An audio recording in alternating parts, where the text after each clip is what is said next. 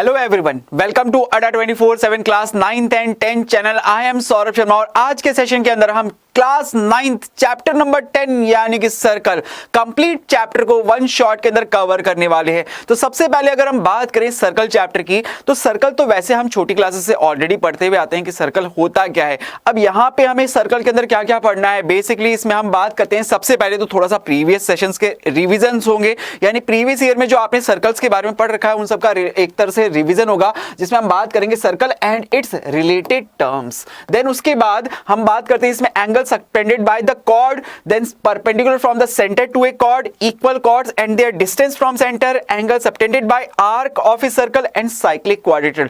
तो बेसिकली इसके अंदर हम बात जो करेंगे सर्कल्स पे वो इसकी कॉर्ड्स पे सेंटर से और इस इक्वल कॉर्ड्स की जो डिस्टेंस होती है इन सब के ऊपर यहाँ पे हम बात करने वाले हैं। तो सबसे पहले शुरुआत करते हैं circle and its related terms से। तो बात करें अगर सर्कल्स की, तो यहाँ पे सबसे पहले सर्कल होता क्या है। एक सर्कल की डेफिनेशन हम क्या देते हैं कि सर्कल क्या होता है। सर सर्कल एक क्लोज्ड फिगर है जिसमें जितने भी पॉइंट्स अगर हम ले ले तो वो सभी एक पॉइंट से हमेशा इक्वल डिस्टेंस के ऊपर होते हैं। इन सभी को हम क्या कहते हैं, सर्कल कहते हैं। इस प्लेन पे हम इसे क्या कहेंगे, सर्कल कहेंगे। देन इसके बाद अगर नेक्स्ट टॉपिक पे हम बात करें तो सर्कल पे सेंटर क्या होता है। सर सेंटर वो पॉइंट होता है सर्कल के अंदर जिससे सभी पॉइंट्स इक्वल डिस्टेंस के ऊपर होते हैं। और अगर सर्कल के ऊपर कोई भी एक पॉइंट अगर आप सेलेक्ट करो तो इस पॉइंट को अगर सेंटर से जो लाइन ज्वाइंट करेगी वो क्या कहलाती है, इसकी रेडियस।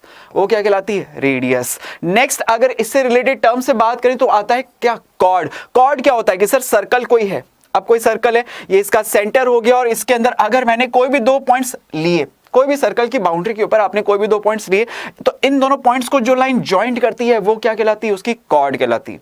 कि सर्कल के ऊपर कोई भी अगर दो पॉइंट्स लिए जाएं तो उन दोनों पॉइंट्स को ज्वाइंट करने वाली लाइन दैट इज कॉर्ड। अब ये पॉइंट तो मैं यहां पे भी ले सकता था, यहां पे भी ले सकता था, तो इन दोनों को पॉइंट को भी अगर हम ज्वाइंट करते तो ये भी सर कॉर्ड होती। बिल्कुल ये कॉर्ड भी होती, लेकिन ये एक ऐसी कॉर्ड है जो सर्कल के सेंटर से क्रॉस होते हुए जा रही है। तो ऐसी कॉर्ड जो सर्कल के सेंटर से क्रॉस होते हुए जाती है उसे हम क्या कहते हैं, डायमीटर कहते हैं।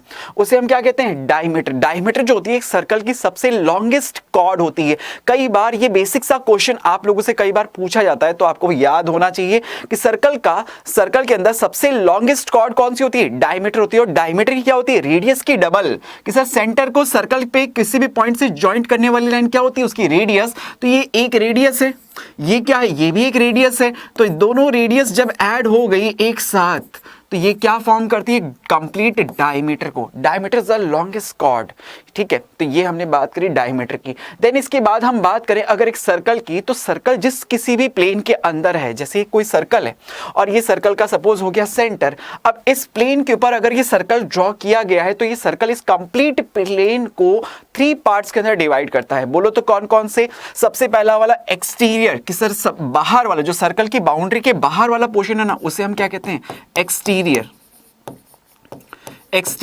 देन उसके बाद एक खुद अपने आप में सर्कल, और थर्ड पार्ट होता है उसका इंटीरियर वाला पार्ट।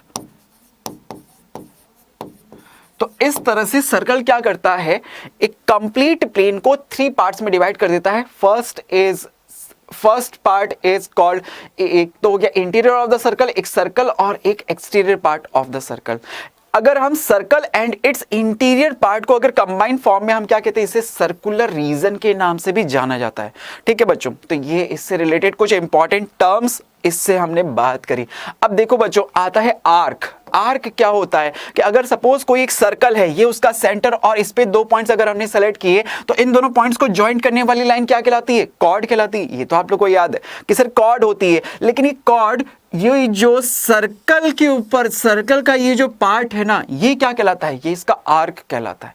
ये सर्कल का क्या कहलाता है, आर्क कहलाता है। कि सर्कल के ऊपर कोई भी 2 पॉइंट्स अगर आपने लिए तो उन दोनों पॉइंट्स ने सर्कल की बाउंड्री को 2 पार्ट्स में डिवाइड कर दिया। वो पार्ट क्या कहलाते हैं, आर्क कहलाते हैं। जो छोटा वाला आर्क होगा उसे हम माइनर, जो छोटा वाला देख रहे हो ये भी आर्क है, और नीचे वाला पोर्शन जो है ना, ये एक तो ये भी आर्क हो गया और एक ये भी आर्क हो गया, ये भी आर्क हो गया। तो जो एक आर्क छोटा है और एक आर्क बड़ा है, तो जो छोटा होगा उसे हम कहेंगे माइनर, क्या कहेंगे, माइनर आर्क। और एक पार्ट जो बड़ा है उसे हम क्या कह देंगे, मेजर आर्क। करेक्ट। तो माइनर आर्क और मेजर आर्क ये भी आपको क्लियर हो गया। अब नेक्स्ट हम बात करते हैं सेक्टर और सेगमेंट की। सेक्टर और सेगमेंट अपने आप में बहुत इंपॉर्टेंट है। जरा समझो सेक्टर क्या होते हैं, सेगमेंट क्या होते हैं। कि अगर ये कोई सर्कल है, ये इसका सेंटर हो गया, इसके ऊपर अगर हमने कोई भी दो रेडियस इस पे ड्रॉ करी, तो इस रेडियस ने इस सर्कल के एरिया को, देखो जैसे ही आपने अभी देखा कि ये सर्कल है, ये कंप्लीट इसका रीजन है, ये सर्कुलर रीजन है, ये सर्कुलर रीजन है। हमने अभी बात करी थी ना, सर्कुलर रीजन क्या होता है, सर्कल के इंटीरियर पार्ट और सर्कल को इंक्लूड अगर कर लिया जाए तो उससे कंबाइन फॉर्म में हम क्या कहते हैं, सर्कुलर रीजन। यानी कि सर्कल का एक तरह से एरिया हो गया, एरिया हो गया। अब इसके अंदर अगर आप कोई भी दो रेडियस ड्रॉ करोगे तो इस सर्कुलर रीजन को दो पार्ट्स में डिवाइड कर रही है, सर्कुलर रीजन को दो पार्ट्स में डिवाइड कर रही है। तो ये जो एरिया, ये जो बाउंड्रीज बनी ना, जो एक सर्कल की दो रेडियस और उनके कॉरेस्पॉन्डिंग आर्क से डिफाइन होती है, उससे हम क्या कहते हैं, सेक्टर बोलते हैं। उसे हम क्या कहते हैं, सेक्टर। सेक्टर। तो आप कहोगे सर यही सेक्टर है क्या, ये नीचे वाला सेक्टर नहीं, ये भी बिल्कुल सेक्टर है, ये भी डिफाइन करता है एक सेक्टर को, कि सर ये भी तो एक सेक्टर है। ये देखो ना, कॉरेस्पॉन्डिंग आर्क और ये दो रीजन, दो रेडियस, इन दोनों से मिलके बन रहा है ये, तो दोनों सेक्टर्स हैं। एक छोटा है एक बड़ा है, सीधी सी बात है, जो छोटा होगा उसके आगे माइनर लगा दोगे, जो बड़ा होगा उसके आगे मेजर लगा दोगे, तो ये क्या कहलाएगा, माइनर सेक्टर, माइनर। और ये वाला पार्ट क्या कहलाएगा, कि sir major, major sector. Correct. तो माइनर सेक्टर, मेजर सेक्टर, ये भी आपको क्लियर हो गया कि सेक्टर क्या होता है। ये अगर हमें क्लियर है तो फिर हम तो बता सकते हैं माइनर सेक्टर क्या है और मेजर सेक्टर क्या है। अब इसी तरह से हम बात करते हैं सेगमेंट की। तो सेगमेंट क्या होता है कि सर कोई अगर सर्कल है और उसका ये सेंटर, अब इसके अंदर पहले आपने क्या किया था कि सर इस सर्कुलर रीजन को हमने दो रेडियस को ड्रॉ करके डिवाइड कर दिया था। अब की बार मैं क्या करता हूं कि सर इस पे दो पॉइंट लेके कॉर्ड को ड्रॉ कर देता हूं। तो अगर ये कॉर्ड अगर हमने इसमें ड्रॉ करी तो इस कॉर्ड ने भी तो इस सर्कुलर रीजन को दो पार्ट्स में डिवाइड कर दिया कि सर एक तो ये ऊपर वाला, ये वाला रीजन, और एक ही नीचे वाला। तो जो ये रीजन डिफाइन हुआ, जो सर्कल की कॉरेस्पॉन्डिंग, जो सर्कल की कॉर्ड और उसके कॉरेस्पॉन्डिंग आर्क से मिलके बनता है, इसे हम क्या कहते हैं, सेगमेंट कहते हैं। इसे हम क्या कहते हैं, सेगमेंट कहते हैं, सेगमेंट। अब आप देख सकते हो सर एक सेगमेंट तो ये ऊपर की तरफ और एक सेगमेंट ये नीचे की तरफ बन रहा है। तो जो ऊपर वाला है वो छोटा है, तो उसके आगे क्या लग जाएगा सर, माइनर, माइनर। और नीचे वाला जो बड़ा है उसके आगे क्या लग जाएगा सर, मेजर, मेजर सेगमेंट। अक्सर बच्चे क्या इन दोनों टर्म्स के अंदर कंफ्यूज होते हैं, सेक्टर और सेगमेंट। आगे आप क्लास 10th में भी आओगे तब भी आप इन चीजों को पढ़ोगे, इससे बहुत इंपॉर्टेंट क्वेश्चंस आपको मिलेंगे क्लास 10th के अंदर। तो सेक्टर और सेगमेंट में आपको डिफरेंस हमेशा ध्यान होना चाहिए बच्चों कि सेक्टर क्या होता है, सर्कल की दो रेडियस और उनके कॉरेस्पॉन्डिंग आर्क से मिलकर बनता है। सेगमेंट क्या होता है, सर्कल की कॉर्ड और उसके कॉरेस्पॉन्डिंग आर्क से मिलकर बनता है। तो ऐसे रीजन, ये क्या कर रहे हैं, सर्कुलर रीजन्स को डिवाइड कर रहे हैं। ठीक है, तो बेसिकली सेक्टर और सेगमेंट ये भी हमने समझ लिया। चलिए अब हम क्वेश्चन आंसर पे बात करेंगे। तो सबसे पहले एक्सरसाइज 10.1 जो बेसिक है आपके circle and its related terms पे। तो फर्स्ट क्वेश्चन आपके पास कुछ फिल इन द ब्लैंक्स के फॉर्म में पूछा गया है। इसमें क्या कहता है, the centre of a circle lies in the circle interior या एक्सटीरियर, कि सेंटर जो होता है वो सर्कल के इंटीरियर पार्ट पे लाई करता है। ठीक है, a point whose distance from the centre of a circle is greater than its radius lies in fill in the blanks of the circle, कि सर अगर सर्कल की रेडियस से ज्यादा है, सर्कल की रेडियस से ज्यादा डिस्टेंस हो तो ऑब्वियस सी बात है वो कहां होगा, एक्सटीरियर पार्ट पे होगा।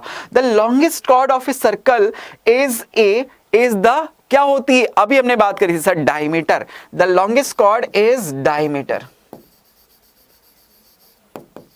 डायमीटर। करेक्ट। नेक्स्ट अगला क्वेश्चन देखो, नेक्स्ट क्वेश्चन नंबर 1 का नेक्स्ट पार्ट कहता है an arc is fill in the blanks when its ends are end of a diameter, कि एक आर्क को हम क्या कहते हैं जब उसके दोनों एंड्स कहां हो, सर्कल की डायमीटर पे हो, तो उस आर्क को हम क्या बोलते हैं, semi circle, semi circle, semi circle. The segment of a circle is the region between arc and, segment क्या होता है, अभी हमने बात करी सेगमेंट क्या होता है कि sir segment of the circle is the region between arc and chord, arc and chord, chord. Of the circle, the circle divides the plane on which it lies in, कितने पार्ट्स में divide करता है sir? 3 parts, exterior circle और interior part. तो इस तरह से question number 1 easily solve. Next question पे बात करो, राइट ट्रू एंड फॉल्स, आपको ट्रू एंड फॉल्स बताना है। देखो इसमें फर्स्ट पार्ट कहता है line segment joining the centre to any point on the circle is the radius of the circle, कि लाइन सेगमेंट कोई भी line segment joining the centre to any point on the circle, कि sir circle के centre को किसी भी circle की boundary पर कोई भी पॉइंट को जॉइंट करती है तो वो लाइन सेगमेंट क्या कहलाती है? रेडियस कहलाती है। ट्रू या फॉल्स? बिल्कुल ट्रू है सर, ट्रू है। ठीक है। इस circle has only finite number of equal chords, क्या सिर्फ finite number of equal chords हो सकती है? नहीं सर, अगर हम कोई सर्कल ड्रॉ करें तो सर्कल के अंदर ये कॉर्ड इक्वल हो सकती है, हो सकता है सर यहाँ पे ये कॉर्ड हो, ये भी इक्वल, दोनों की लेंथ इक्वल हो। ऐसे कितनी कॉर्ड्स आप ड्रॉ कर सकते हो? कि सर ऐसे तो मैं इनफाइनाइट कॉर्ड्स ड्रॉ कर सकता हूं। तो ये स्टेटमेंट क्या कहलाएगा सर? फॉल्स कहलाएगा। ये स्टेटमेंट क्या हो जाएगा सर? फॉल्स कहलाएगा, फॉल्स। देख रहे हो, इनफाइनाइट कॉर्ड्स हो सकती है। ठीक है। If a circle is divided into 3 equal arcs, each is a major arc. No, major arc नहीं होगी, सबकी सब इक्वल हो जाएगी। सेकेंड क्वेश्चन का फर्स्ट देन अगला पार्ट कहता है a chord of a circle which is twice as long, कि एक कॉर्ड है सर्कल की जो which is twice as long as its radius is the diameter of the circle. True, बिल्कुल true sir, very good. Next आप बताओ कि sector is the region between the chord and corresponding arc. सही है क्या? नहीं सर, सेक्टर तो क्या होता है? Radius and it's corresponding arc. तो हम कहेंगे सर ये फॉल्स, ये स्टेटमेंट क्या हो गया सर? फॉल्स हो गया। इस circle is a plane figure, obviously sir plane पे ही हम ड्रॉ कर रहे हैं तो ये प्लेन फिगर है। ट्रू है, बिल्कुल करेक्ट हो गया। तो क्वेश्चन नंबर 2 भी सॉल्व। नेक्स्ट देखो, अब हम बात करेंगे नेक्स्ट टॉपिक पे। तो ये तो हमने बेसिक नॉलेज ली सर्कल की, जो हम प्रीवियस ईयर्स के अंदर भी आप छोटी क्लासेस में भी पढ़ते हुए आए हो। अब हम बात करेंगे मेन मुद्दे पे कि अब क्लास 9th का आपका टॉपिक शुरू हो रहा है कि एंगल सबटेंडेड बाय एक कॉर्ड एट ए पॉइंट। क्या मतलब है इसका? कॉर्ड आपको पता है, कॉर्ड क्या होती है? सर्कल की बाउंड्री पे कोई भी 2 पॉइंट्स है, उन दोनों पॉइंट्स को जॉइंट करने वाली लाइन क्या कहलाती है? उसकी कॉर्ड कहलाती है। तो अगर ये सपोज कोई एक सर्कल है, ये इसका सेंटर हो गया, इस पे ये 2 पॉइंट्स हमने ले लिए, तो ये दोनों पॉइंट्स को जॉइंट करने वाली लाइन क्या हो गई? कॉर्ड हो गई। और ये सपोज सर्कल के सेंटर पे कितना एंगल सबटेंड कर रही है, इससे रिलेटेड अब हम यहां पे इस टॉपिक को कवर करने वाले हैं। तो अगर हम बात करें बच्चों, तो इस पे बेस सबसे फर्स्ट थ्योरम जो है वो क्या कहती है? थ्योरम नंबर 10.1 आपकी एक्सरसाइज 10 का chapter number 10 exercise 10 chapter number 10 exercise चल रही है 10.2, जिसकी थ्योरम नंबर 10.1 फर्स्ट थ्योरम है आपकी इस पूरे चैप्टर की। बहुत सारी थ्योरम्स अभी हम इसमें प्रूफ भी करते हुए चलेंगे। देखो इसमें ये क्या कहती है? Equal cord of a circle subtended equal angle eight the centre, कि सर अगर कोई सर्कल है, ये सर्कल दिख गया आपको, जिसका सेंटर कहां है? सर ये पॉइंट O है, O इसका सेंटर है। अब इसके अंदर 2 इक्वल कॉर्ड्स अगर ड्रॉ करी जाए, जैसे यहां पे ये एक कॉर्ड AB और दूसरी एक कॉर्ड CD, ये दोनों कैसी? इक्वल कॉर्ड्स है। तो आपको ऑलरेडी गिवन है कि सर AB जो है वो इक्वल है CD के, 2 इक्वल कॉर्ड्स हैं। तो ये दोनों इक्वल कॉर्ड्स क्या करती है? सर्कल के सेंटर के ऊपर जो एंगल सबटेंड कर रही है ना, वो दोनों इक्वल होते हैं। ये थ्योरम कहती है, ये थ्योरम कहती है कि सर अगर ये दोनों इक्वल कॉर्ड्स है ना, तो ये जो एंगल सबटेंड हो रहा है ना, ये दोनों इक्वल होगा। कि sir angle AOB is equal to angle COD, कि angle AOB is equal to angle COD। ये कह रही है थ्योरम कि अगर दोनों कॉर्ड्स की लेंथ इक्वल है तो एंगल भी सेम होगा। क्या आप इसे प्रूफ करना चाहते हो? बहुत इजी है। अभी देखो आपको 2 ट्रायंगल्स दिखने लग गए कि OAB और OCD, इन दोनों ट्रायंगल्स के अंदर आप बोलो ये वाली साइड क्या है? सर्कल के लिए क्या है सर? इस ट्रायंगल की तो एक साइड है, लेकिन सर्कल के लिए तो उसकी रेडियस है। तो ये क्या है? OC, ये भी सर्कल की रेडियस है, ये भी सर्कल की रेडियस है। तो ये वाली साइड क्या है? कि सर ये OB सर्कल की रेडियस है, तो ये OD के इक्वल होगी क्योंकि ये भी रेडियस है। और ये तो हमें ऑलरेडी गिवन है कि ये दोनों तो आपस में पहले से ही इक्वल हैं, दिया हुआ है थ्योरम के अंदर। तो दोनों ट्रायंगल्स क्या हो गए? साइड क्राइटेरिया से कॉन्ग्रुएंट हो गए। तो आप लिख सकते हो कि सर अगर मैं इसका प्रूफ करूं तो लिखूंगा triangle AOB and triangle COD, इन दोनों ट्रायंगल्स के अंदर कि sir OA is equal to OC, OB is equal to OD and AB is equal to C D, तो दोनों ट्रायंगल्स क्या हो गए, congruent. Triangle AOB is congruent to triangle COD by side side side criteria. अगर दोनों triangles congruent हो गए तो CPCT आएगा। CPCT से लिखूंगा सर इसका एंगल AOB जो है ना वो एंगल COD के इक्वल होगा बाय CPCT। यही हमें प्रूफ करना था। ये दिस इज हेंस प्रूफ। कितना सिंपल है, इजीली आपने इस थ्योरम 10.1 को समझ भी लिया। ये आपको ये जितनी भी थ्योरम्स अभी आप पढ़ रहे हो ना, ये स्टेटमेंट की फॉर्म में आपको याद भी होनी चाहिए कि अगर दो इक्वल कॉर्ड्स है तो वो दोनों सर्कल के सेंटर पे इक्वल एंगल सबटेंड करेगी। ठीक है, करेक्ट। नेक्स्ट थ्योरम पे बात करते हैं। नेक्स्ट थ्योरम इसकी कहती है, इसी का इनवर्स अब आपको दिया हुआ है। If the angle subtended by the chord of a circle at the centre are equal then the chords are equal. कि अब ये कह रहा है कि सर अगर कोई दो कॉर्ड्स है कि एक ये कॉर्ड AB और ये दूसरी कॉर्ड CD, दोनों सर्कल के सेंटर के ऊपर इक्वल एंगल सबटेंड करेगी कि सर ये वाला एंगल जो है ना इस वाले एंगल के इक्वल है। अगर एंगल इक्वल है तो ये इसका इनवर्स, पिछली वाली थ्योरम का ही इनवर्स कह रही है कि सर ये दोनों साइड्स भी क्या होगी, इक्वल होगी। आप इसे भी सेम उसी लॉजिक पे प्रूफ भी कर सकते हो कि ये इस थ्योरम को सबसे पहले इसका स्टेटमेंट मैथमेटिकली फॉर्म में अगर मैं लिखूं तो ये हमें दे रहा है कि सर अगर एंगल AOB कि एक कॉर्ड AB से सेंटर पे सबटेंड होने वाला एंगल AOB वो दूसरी कॉर्ड CD से सर्कल के सेंटर पे एंगल सबटेंड हो रहा है COD, ये दोनों एंगल्स अगर इक्वल हैं तो इसका मतलब ये दोनों कॉर्ड्स AB एंड CD ये दोनों क्या है सर, इक्वल है। ये इसका मैथमेटिकल स्टेटमेंट की फॉर्म में हमने इसको लिख दिया। अगर आप इसका प्रूफ देखोगे तो सेम वही चीज यहां पे कि सर ये वाली साइड रेडियस, ये वाली साइड सर्कल की रेडियस, ये वाली साइड कि सर सर्कल की रेडियस, तो ये वाली साइड ये भी सर्कल की रेडियस, तो दो साइड्स और उनके बीच का एंगल ये दोनों इक्वल है। तो हम लिख सकते हैं कि सर ये ट्रायंगल AOB, अब आप इसमें लिख सकते हो ट्रायंगल AOB क्या होगा सर, कॉन्ग्रेंट होगा किसके, ट्रायंगल COD के। बोलो कौन से क्राइटेरिया से, कि sir side angle side criteria से। आप रीजन भी लिख सकते हो कि sir OA is equal to OC, OB is equal to OD and angle AOB is equal to angle COD। तो यहां पे साइड क्राइटेरिया से दोनों ट्रायंगल कॉन्ग्रेंट हो गए। तो CPCT से हम कहेंगे इसकी साइड AB जो है वो इसकी साइड CD के इक्वल होगी फ्रॉम CPCT। यही हमें प्रूफ करके बताना था तो हमने इसको प्रूफ भी कर लिया। कितना सिंपल, कितना सिंपल। आप इस क्वेश्चन इस थ्योरम को समझ भी गए, इसका प्रूफ भी आपने देख लिया है ना। चलिए तो आगे बढ़ते हैं, नेक्स्ट पे बात करेंगे। अब यहाँ पे एक्सरसाइज 10.2 के क्वेश्चंस पे हम बात करने वाले हैं। तो देखो क्वेश्चन क्या कहता है कि क्वेश्चन नंबर 1 इस एक्सरसाइज 10.2 का क्या कह रहा है, recall that two circles are congruent if they have same radius. कि अगर हमारे पास दो कॉन्ग्रेंट सर्कल्स हैं, दो कॉन्ग्रेंट सर्कल्स कब होते हैं, सर्कल्स कॉन्ग्रेंट कब होते हैं, जब दोनों की रेडियस क्या हो, इक्वल हो। कि सर हमने ये चीज समझ रखी, कॉन्ग्रेंट फिगर्स का मतलब क्या होता है, कॉन्ग्रेंट फिगर्स जो एक दूसरे पे कंप्लीटली ओवरलैप कर जाते हैं। तो दो सर्कल्स कॉन्ग्रेंट कब होंगे, जब दोनों की रेडियस इक्वल होगी, तभी तो दोनों एक दूसरे पे ओवरलैप करेंगे। तो दो सर्कल्स हैं सर, दो कॉन्ग्रेंट सर्कल्स हैं जिनकी रेडियस सेम है, ये हमें कह रहा है।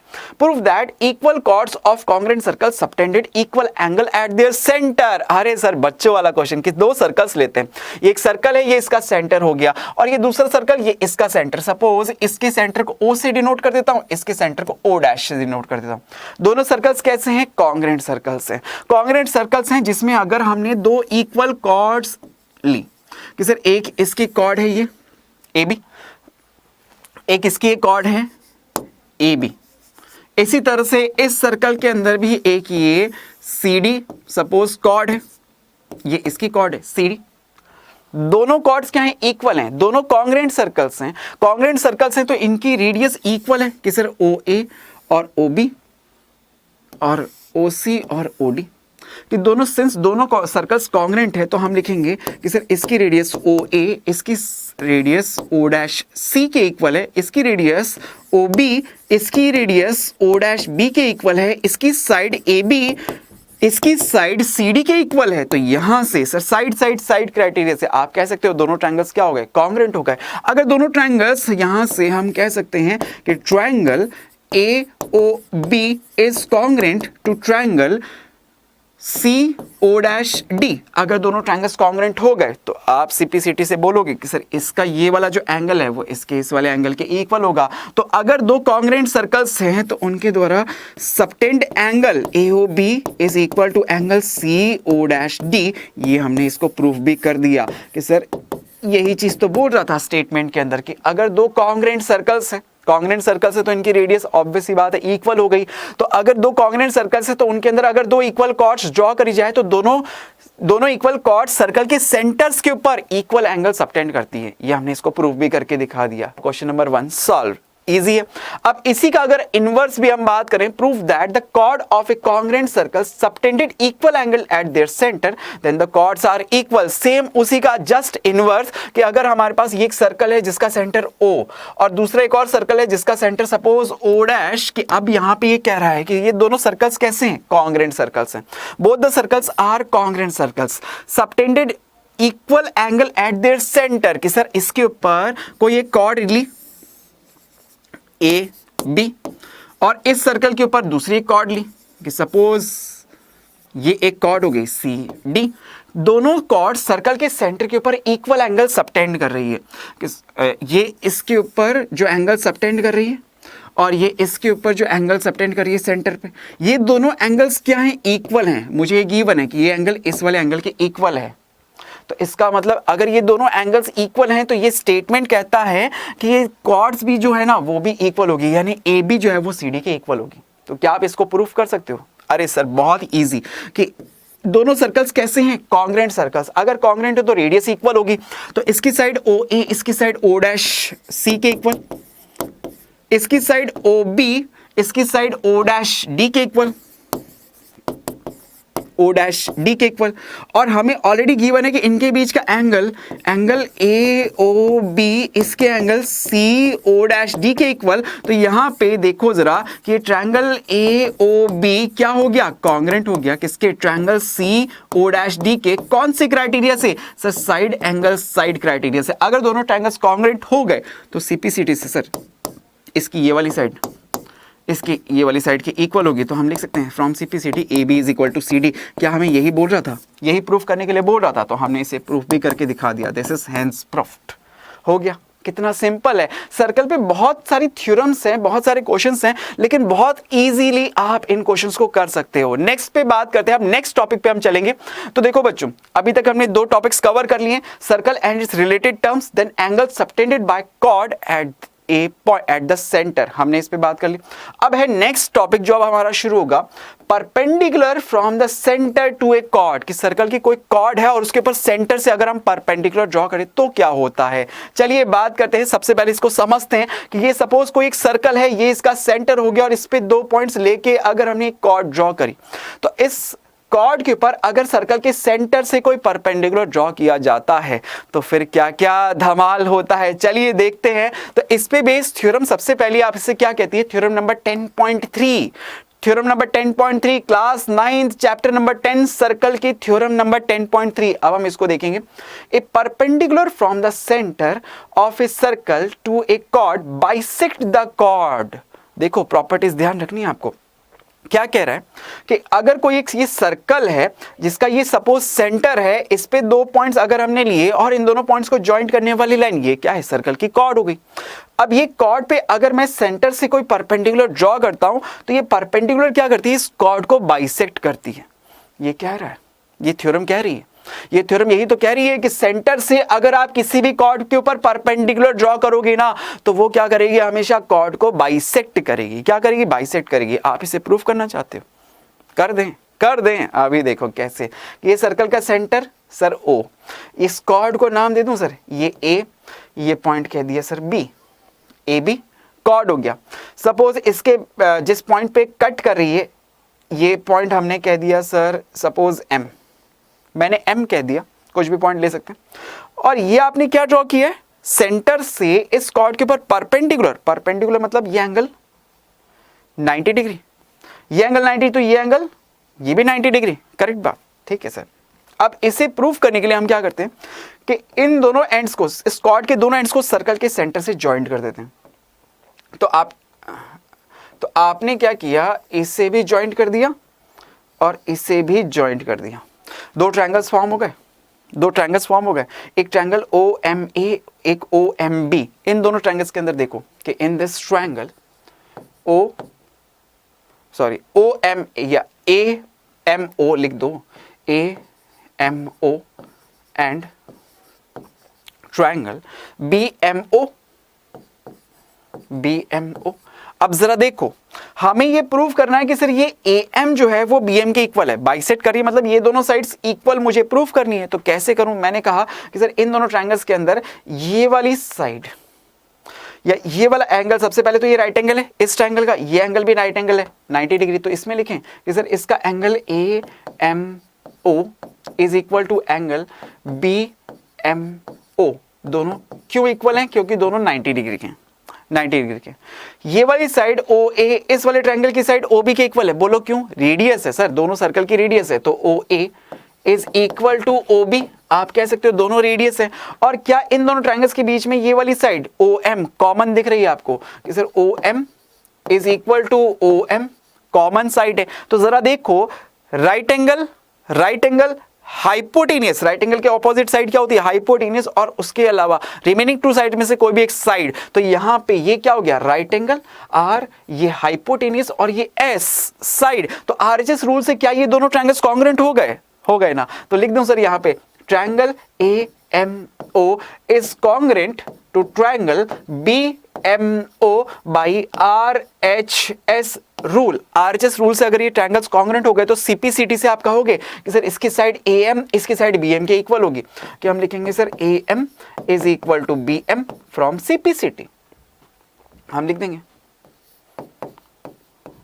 फ्रॉम CPCT, हम लिख देंगे AM is equal to BM। यही तो हमें प्रूफ करना था, दिस इज हेंस प्रूफ। अगर ये दोनों साइड्स इक्वल आ गई, ये वाली साइड इस वाली साइड के इक्वल आ गई, तो इसका मतलब ये M पॉइंट क्या है? AB का मिड पॉइंट है। यही तो हमसे कह रहा है कि बाइसेक्ट करती है कॉर्ड को। तो आपको ये स्टेटमेंट की फॉर्म में भी याद होना चाहिए कि अगर सर्कल के सेंटर से कॉर्ड के ऊपर अगर मैं परपेंडिकुलर ड्रॉ करूंगा तो वो हमेशा क्या करती है? कॉर्ड को बाइसेक्ट करती है। क्वेश्चन में बहुत चीजें यूज में आएंगी ये सब, ठीक है। तो नेक्स्ट देखते हैं आप इसी थ्योरम का inverse. A line drawn through the centre to a circle to bisect the chord is perpendicular to the chord.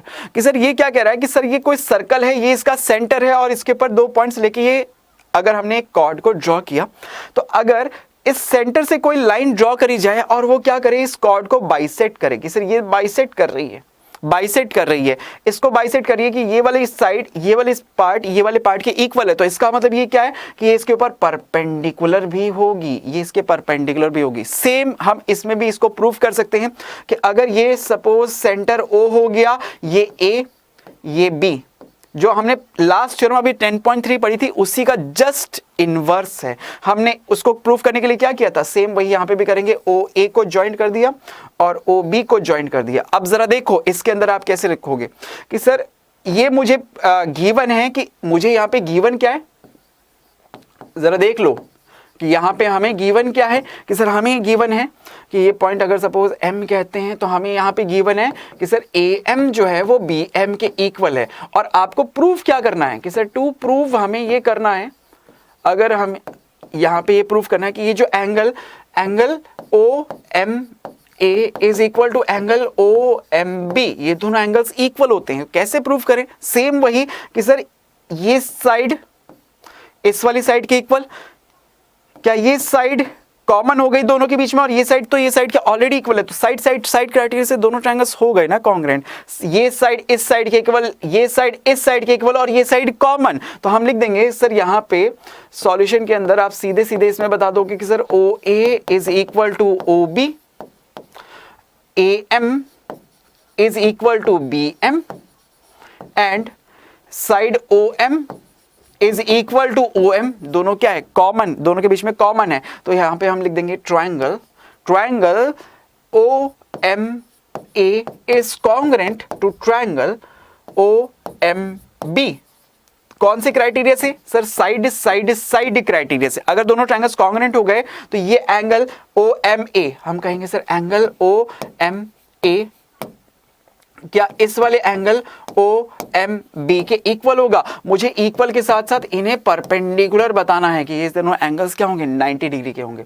कि सर ये दोनों इक्वल होंगे। अब दोनों इक्वल एंगल्स कहाँ है? एक स्ट्रेट लाइन के ऊपर है, तो दोनों एंगल्स फिर कितने डिग्री के हो गए? सर दोनों स्ट्रेट लाइन के ऊपर है, तो इन दोनों एंगल्स का sum angle OMA plus angle OMB is equal to 180 degree. अब दोनों इक्वल हैं तो सीधी सी बात हो गई कि sir angle OMA plus angle OM is equal to angle OMB is equal to 90 degree. हो गया ना कि सर ये दोनों एंगल्स इक्वल हैं। अगर दोनों इक्वल एंगल्स और दोनों इक्वल एंगल्स का सम अगर 180 डिग्री है तो सीधी सी बात है दोनों एंगल्स कितने डिग्री के हैं? 90 डिग्री के। इजीली आप इसको भी प्रूफ कर सकते हो गया।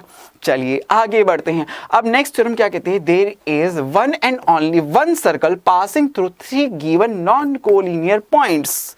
जरा ध्यान से समझो इसको भी कि अगर किसी ये प्लेन है, कोई ये प्लेन है और इस पे अगर हम 3 पॉइंट्स लें, सपोज ये 3 पॉइंट्स अगर हमने सेलेक्ट किए कि इसे पॉइंट सपोज A कह देता हूं, इसे पॉइंट सपोज B कह देता हूं, इसे सपोज पॉइंट C कह दिया, तो इन तीनों पॉइंट, ये तीनों पॉइंट्स कैसे हैं? Non collinear. नॉन कोलिनियर का मतलब, सर कोलिनियर का मतलब ये होता है एक स्ट्रेट एक ही लाइन के ऊपर अगर तीनों पॉइंट हो जाते, कि अगर ये तीनों पॉइंट होते और एक ही लाइन के ऊपर होते, कि ये 2 पॉइंट और ये 1 पॉइंट सपोज यहाँ पे होता है, तीनों पॉइंट कैसे हैं? कोलिनियर है, क्योंकि ये क्या है? एक ही लाइन के ऊपर है। तो यहाँ पे ये कभी भी एक ही लाइन के ऊपर तीनों पॉइंट नहीं आ सकते, तो ये कैसे कहलाएंगे? Non collinear point. तो अगर किसी प्लेन के अंदर 3 नॉन कोलिनियर पॉइंट लिए जाएं तो उनसे सिर्फ और सिर्फ एक ही सर्कल क्रॉस होके जा सकता है। कितना सर्कल क्रॉस हो सकता है? सिर्फ और सिर्फ एक ही सर्कल पास होके जा सकता है। अगर हम इन तीनों पॉइंट्स को ज्वाइंट कर दें, तीनों पॉइंट्स को अगर हम ज्वाइंट कर दें तो एक ट्रायंगल फॉर्म होगा। एक कैसा फॉर्म होगा? एक ट्रायंगल। और ये ट्रायंगल को सर्कमस्क्राइब कर रहा होगा एक सर्कल। जो सर्कल एक ट्रायंगल को सर्कमस्क्राइब करे, सर्कमस्क्राइब करने का मतलब होता है कि उसकी तीनों वर्टेक्सेस से क्रॉस होता हुआ जाए, तो ऐसे सर्कल को हम क्या कहते हैं? Circum circle. ऐसे सर्कल को आप क्या कहते हो? Circum circle. कि सर इस सर्कल को हम क्या कहेंगे? Circum circle. Circum circle.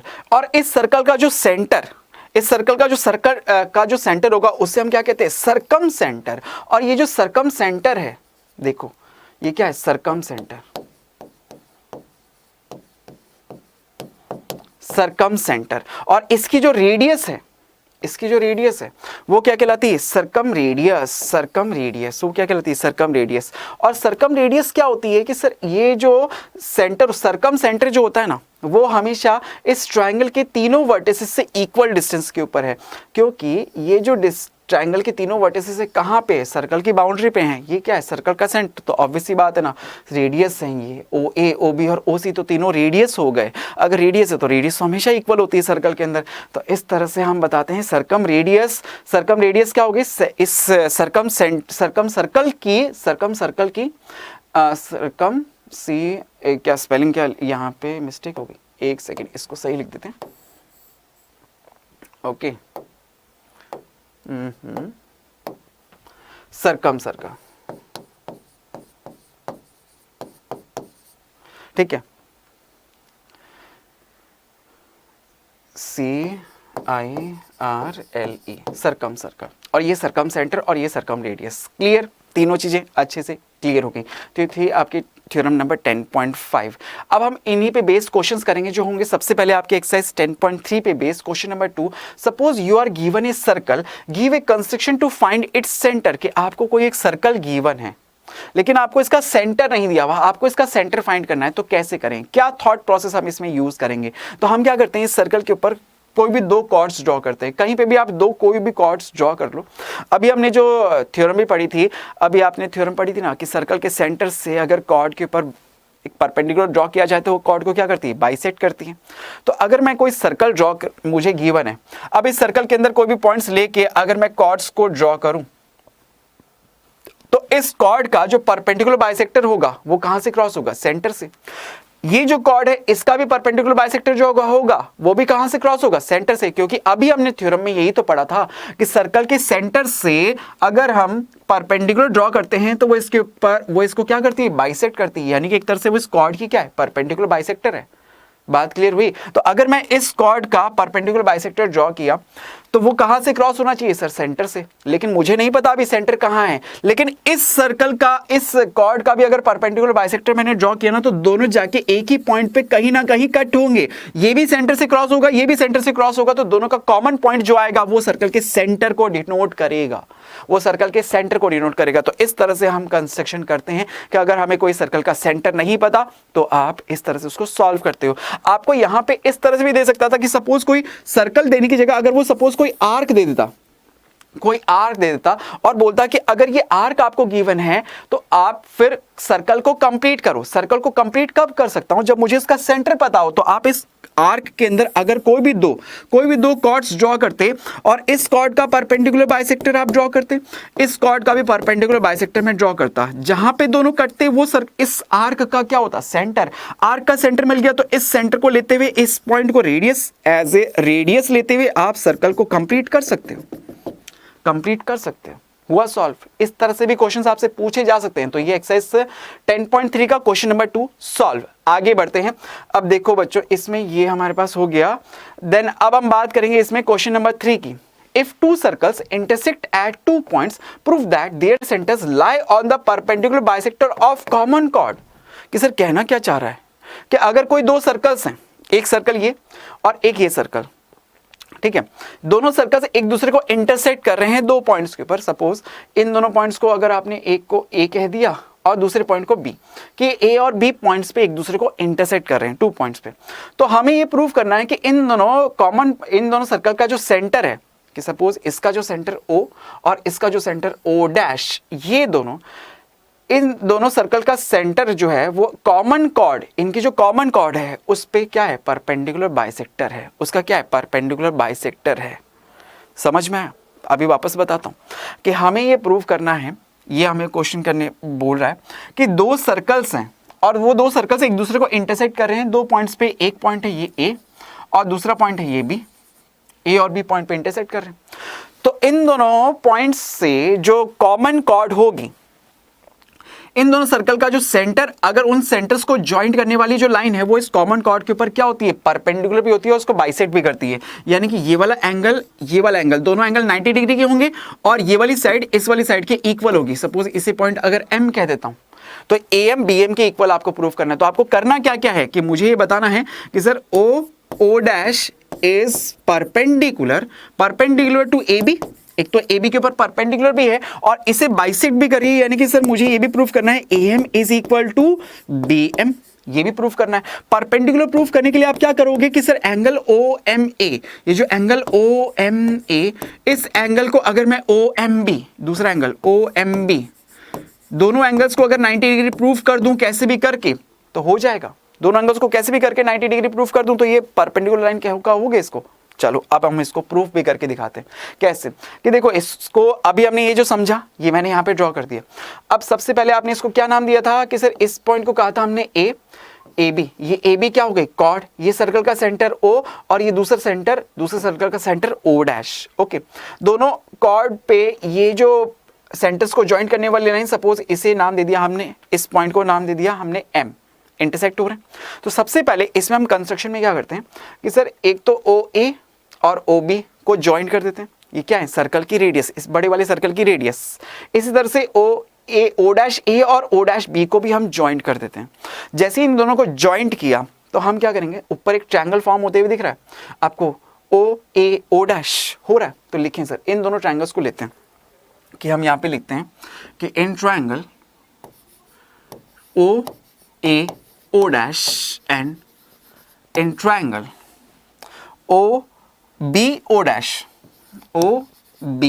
Dash. जरा देखो इन दोनों ट्रायंगल्स के अंदर क्या इस वाले ट्रायंगल की ये वाली साइड OA इस वाले ट्रायंगल की साइड OB के इक्वल होगी? रेडियस है सर दोनों, तो लिखेंगे सर यहाँ पे OA is equal to OB। Similarly कि सर इस ट्रायंगल की साइड ये O डैश A इस ट्रायंगल की साइड O डैश B के इक्वल होगी, रेडियस है सर, तो O dash A is equal to O dash B। ठीक है। और क्या इन दोनों के बीच में ओ ओ डैश ये लाइन कॉमन है कि sir O O dash is equal to O O dash common है। तो क्या तीन साइड्स आपने फर्स्ट वाले ट्रायंगल की, इस ट्रायंगल की तीनों साइड्स के इक्वल बता दी? तो अगर तीन साइड्स इक्वल है तो इसका मतलब दोनों ट्रायंगल्स क्या हो गए? कॉन्ग्रुएंट। कौन से क्राइटेरिया से? कि triangle O A O dash is congruent to triangle O B O dash by S S S criteria. अब अगर ये दोनों ट्रायंगल्स कॉन्ग्रुएंट हो गए तो सीपीसीटी से क्या आप कह सकते हो कि इसका ये वाला जो एंगल है ना वो इस वाले एंगल के इक्वल होगा, कि angle A O M is equal to angle B O M कहा जा सकता है। तो फ्रॉम सीपीसीटी हम कहेंगे एंगल ए ओ एम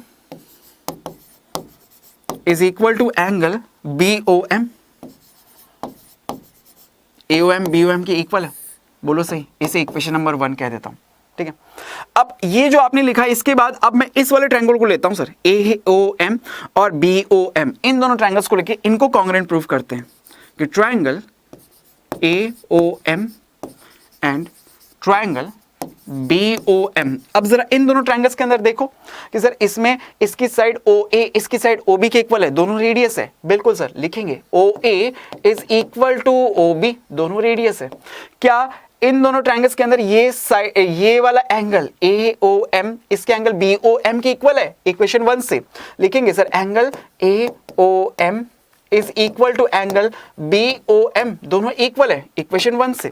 क्या इन दोनों के बीच में ये OM साइड कॉमन दिख रही है आपको कि सर ये साइड इसके इक्वल, ये साइड कॉमन हो गई और ये एंगल इक्वल था, तो हम लिखेंगे sir OM is equal to OM, common है। तो यहां पे ये दोनों ट्रायंगल्स क्या साइड एंगल साइड क्राइटेरिया से, साइड एंगल साइड क्राइटेरिया से दोनों ट्रायंगल्स कॉन्ग्रुएंट हो गए। तो लिखेंगे सर ये दोनों ट्रायंगल्स कॉन्ग्रुएंट हो गए। अब काम इजी कि triangle AOM is congruent to triangle BOM by side angle side criteria. अब अगर ये दोनों ट्रायंगल्स कॉन्ग्रुएंट हो गए तो सीपीसीटी से हम लिखेंगे सर फ्रॉम सीपीसीटी से आप कहोगे सर इसकी साइड AM इसकी साइड BM की इक्वल होगी। पहली बात कि सर ये साइड इस साइड की इक्वल होगी। फ्रॉम सीपीसीटी हम लिख सकते हैं कि सर सीपीसीटी से AM is equal to BM। क्या यही हमें प्रूफ करना था कि सर ये बाइसेक्ट होती है? बाइसेक्ट तो हमने प्रूफ कर दिया कि सर ये साइड AM को इस साइड BM के इक्वल हमने प्रूफ कर दिया। अच्छा, सीपीसीटी से आप कहोगे सर ये वाला एंगल इस वाले एंगल के इक्वल होगा, कि सर सीपीसीटी से ही हम ये भी कहेंगे एंगल OMA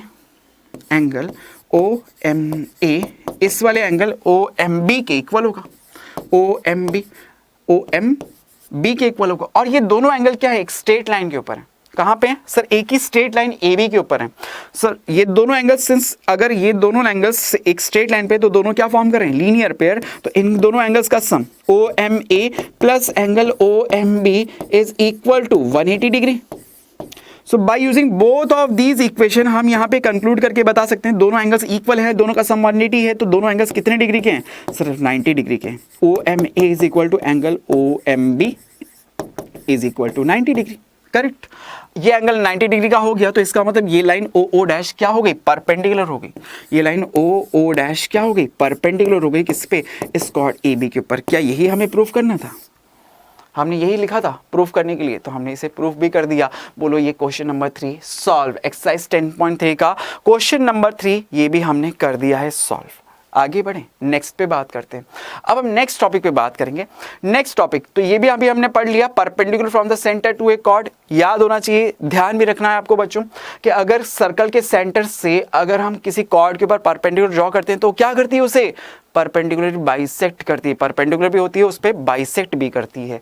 इससे पहले आपने क्या पढ़ा था? Angle subtended by chord at a centre के। अगर दो कॉर्ड्स इक्वल हैं तो वो दोनों सर्कल के सेंटर पे इक्वल एंगल सबटेंड करती है। ये भी आपने कवर कर लिया। अब हम बात करेंगे equal chords and their distance from the centre. कि अगर दो कॉर्ड्स इक्वल है तो उनकी सर्कल के सेंटर से डिस्टेंस हमेशा आपको पता है परपेंडिकुलर होती है। कभी भी किसी चीज की डिस्टेंस हम निकालते हैं, जैसे सपोज हाइट कैलकुलेट कर लो या किसी की डिस्टेंस की आप बात करते हो ना, तो वो हमेशा डिस्टेंस क्या होती है? शॉर्टेस्ट डिस्टेंस हमेशा क्या होती है? परपेंडिकुलर डिस्टेंस होती है। तो यहाँ पे अगर हम देखें तो ये कोई सर्कल है, ठीक है। और इस सर्कल के अंदर एक ये कॉर्ड और एक ये कॉर्ड, दो कॉर्ड्स हैं। ये सपोज सर्कल का सेंटर हो गया, तो इसकी सर्कल के इस कॉर्ड की सर्कल के सेंटर से डिस्टेंस, ये इसकी सर्कल के सेंटर से डिस्टेंस, ये दोनों लाइन क्या रिप्रेजेंट कर रही है? डिस्टेंस को। कि सर अगर मैं इससे कॉर्ड को नाम दूं AB, इसे नाम देता हूं सर CD, ठीक है। तो ये M, ये O सेंटर है और ये N।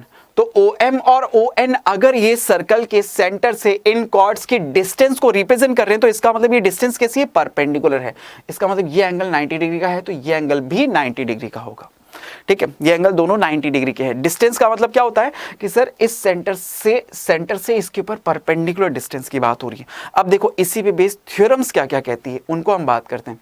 तो थ्योरम नंबर 10.6 सबसे पहले तो एक्सरसाइज अब शुरू हो गई है हमारी 10.4 कि sir class 9th maths chapter number 10 की एक्सरसाइज शुरू हो गई 10.4। इस पे बेस्ड जो थ्योरम है आपकी, सबसे पहले थ्योरम नंबर 10.6 इस पे हम बात करने वाले हैं। तो समझो जरा क्वेश्चन में क्या कहता है, क्वेश्चन नहीं थ्योरम में क्या कहता है, equal chords of a circle are equally distance from the centre. कि सर अगर किसी सर्कल के अंदर दो इक्वल कॉर्ड्स ड्रॉ करी जाए, तो वो दोनों इक्वल कॉर्ड्स सर्कल के सेंटर से इक्वल डिस्टेंस पे होती है। डायग्राम के जरिए देखें कि सर ये कोई सर्कल है, सपोज इसमें ये एक कॉर्ड AB, अगर इसको नाम दे दूं कि सर ये कॉर्ड है AB, और एक ये कॉर्ड अगर हम नाम दे दें इसमें जिससे CD, करेक्ट। ये दोनों कॉर्ड्स क्या हैं? इक्वल हैं। दोनों कॉर्ड्स क्या हैं? इक्वल हैं। कि सर AB जो है, ये कॉर्ड AB जो है इस कॉर्ड CD के इक्वल है। दोनों इक्वल कॉर्ड्स अगर हैं तो ये दोनों सर्कल के सेंटर से इक्वली डिस्टेंस के ऊपर होंगे। दोनों की डिस्टेंस क्या होगी? इक्वल होगी। कि सर इसकी जो डिस्टेंस अगर सपोज O, इससे सेंटर O कह दो, ये पॉइंट M और ये डिस्टेंस N, OM। तो अगर ये दोनों कॉर्ड्स इक्वल हैं तो इनके सर्कल के सेंटर से डिस्टेंस OM और इसकी डिस्टेंस ON, ये दोनों भी क्या होंगे? इक्वल होंगे। थ्योरम ये कहती है। क्या हम इसे प्रूफ कर सकते हैं? बिल्कुल सर, कोई चीज ऐसी नहीं, मैथ्स में हर चीज प्रूफ करी जा सकती है। तो देखो कैसे प्रूफ करें। प्रूफ करने के लिए हम क्या करते हैं कि सर इस पॉइंट सेंटर को अगर मैंने इससे ज्वाइंट कर दिया और इसी तरह से इससे भी इससे ज्वाइंट कर दिया, तो जरा देखो ये दो ट्रायंगल्स फॉर्म हो गए, एक OMA। इस लाइन को थोड़ा सा स्ट्रेट में हम ड्रॉ कर दें कि थोड़ी सी लाइन लहरा गई है, तो इसे जरा हम स्ट्रेट ड्रॉ कर देते हैं, ठीक है। अब अगर हम इसमें देखें तो सर ये वाली साइड OA क्या इस वाली साइड के इक्वल है?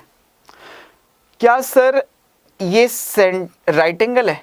ये भी राइट एंगल है। डिस्टेंस की बात हुई है, आपने अभी थोड़ी देर पहले भी समझाया था, डिस्टेंस हमेशा परपेंडिकुलर होती है। आपको खुद गिवन है कि दोनों कॉर्ड्स क्या हैं? इक्वल हैं। आपको खुद गिवन है, जरा देखो आपको गिवन है ना कि सर हमें ये दिया हुआ है कि AB is equal to CD। अगर दोनों इक्वल हैं तो अगर दोनों साइड हाफ कर दूं तो मैं कहूंगा सर हाफ ऑफ AB क्या हाफ ऑफ CD के इक्वल होगा? बिल्कुल होगा। AB का हाफ मैं लिख सकता हूं सर AM, और CD का हाफ अगर हम लिख दें सर CN, करेक्ट, CN लिख दिया। तो AM CM के इक्वल है। जरा देखो AM CM के इक्वल है। आपने कहा सर OA OC के इक्वल है, दोनों सर्कल की रेडियस है। और सर ये जो एंगल 90 डिग्री का है कि एंगल OMA इस ट्रायंगल का, इस वाले ट्रायंगल के एंगल ONC के इक्वल है। दोनों 90 डिग्री के हैं, परपेंडिकुलर 90 डिग्री के हैं। तो देखो जरा ये राइट एंगल, ये उसके हाइपोटेनियस और रिमेनिंग टू साइड में से एक साइड। तो आरएचएस रूल से क्या ये दोनों ट्रायंगल्स कॉन्ग्रुएंट हो गए? बिल्कुल सर। तो हम लिखेंगे triangle equal chords of a circle are equally distance. हाँ बिल्कुल, तो हमें ये प्रूव करना है OM ON के इक्वल। तो हम लिखेंगे OMA is congruent to triangle ONC by RHS rule. RHS rule से दोनों ट्रायंगल्स कॉन्ग्रुएंट हो गए। अगर दोनों ट्रायंगल्स कॉन्ग्रुएंट हो गए तो CPCT से आप कह सकते हो कि सर इसकी साइड OM इसकी साइड ON के इक्वल होगी, इसकी साइड के इक्वल होगी। तो फ्रॉम CPCT आप कहोगे sir OM is equal to ON। यही हमें प्रूफ करना था। दिस इज हेंस प्रूफ्ड, हो गया प्रूफ। तो हमने प्रूफ कर दिया कि अगर सर्कल के सेंटर से दो इक्वल कॉर्ड्स है तो दोनों सर्कल के सेंटर से अगर इक्वली डिस्टेंस, वो दोनों हमेशा क्या होती है, सर्कल के सेंटर से इक्वली डिस्टेंस पे होती है। ये हमने प्रूफ कर दिया। अब इसी थ्योरम का इनवर्स, जस्ट इनवर्स, कि ये कोई सर्कल है और इसके अंदर ये दो कॉर्ड्स है और ये दोनों कॉर्ड्स सर्कल के सेंटर से इक्वली डिस्टेंस के ऊपर है, तो इसका मतलब ये दोनों कॉर्ड्स कैसी हैं, इक्वल हैं। जस्ट उसका इनवर्स कह दिया। सर ये सर्कल का सेंटर O, ये कॉर्ड A B और ये कॉर्ड C D, ठीक है। तो ये दोनों कॉर्ड्स क्या हैं, सर्कल के सेंटर से इक्वली डिस्टेंस के ऊपर है। OM और ON दोनों इक्वली डिस्टेंस के ऊपर है। अगर ये डिस्टेंस इसके इक्वल है तो इसका मतलब ये दोनों कॉर्ड्स क्या हैं, इक्वल हैं। ये दोनों कॉर्ड्स क्या हैं, इक्वल हैं। ये हमें प्रूफ भी कर सकते हैं कि सर हमें यहाँ पे गिवन है कि OM जो है वो ON के इक्वल है, ये हमें गिवन है। तो हमें यहाँ पे प्रूफ करके ये बताना है कि दोनों कॉर्ड्स की length AB is equal to CD, AB CD के इक्वल होगा, बिल्कुल। तो हम कर सकते हैं सेम वही, सर इसमें भी ये ट्रायंगल फॉर्म कर दो, इस पॉइंट को ज्वाइन करके इससे ज्वाइन करके ये ट्रायंगल फॉर्म हो गया। इन दोनों ट्रायंगल्स के अंदर आप देखोगे सर ये O इस साइड क्या इस वाली साइड के इक्वल, ये दोनों साइड्स इक्वल होंगी। बोलो क्यों, सर्कल की रेडियस है, ये वाली साइड इस वाली साइड के इक्वल गिवन है। और क्या आपको ये खुद दे रहा है कि सर इक्वली डिस्टेंस पे ये है और ये इक्वली डिस्टेंस की बात हुई तो सीधी सी बात है सर ये राइट एंगल होगा, ये भी राइट एंगल होगा। डिस्टेंस तो हमेशा परपेंडिकुलर ही होती है, तो ये दोनों राइट एंगल। तो सेम इस ट्रायंगल के अंदर भी क्या ये आप RHS रूल से, RHS रूल से दोनों ट्रायंगल्स को कॉन्ग्रुएंट कह सकते हो, कह सकते हैं ना। तो लिख देते हैं, अगर मुझे इसको प्रूफ करना है तो मैं लिखूंगा in triangle OMA and in triangle ONC, ONC आप इसमें लिखोगे sir right angle OMA is equal to angle ONC, both are 90 degree. इसकी साइड हाइपोटेनियस जो है OA is equal to OC और सर इसकी side OM is equal to ON। तो RHS rule से दोनों ट्रायंगल्स क्या हो गए, कॉन्ग्रुएंट। हम लिख देंगे triangle OMA is congruent to triangle ONC by RHS rule. अगर ये दोनों ट्रायंगल्स कॉन्ग्रुएंट हो गए, अगर ये दोनों ट्रायंगल्स क्या हो गए सर, कॉन्ग्रुएंट हो गए, तो CPCT से क्या हम ये कह सकते हैं कि सर ये वाली साइड AM इस वाली साइड CN के इक्वल होगी, बिल्कुल सर। तो हम कह सकते हैं from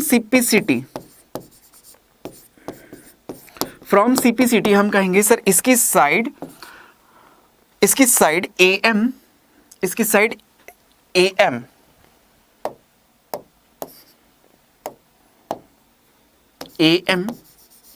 is equal to AM जो है वो इसकी साइड CN के इक्वल हो जाएगी, AM CN के इक्वल होगी।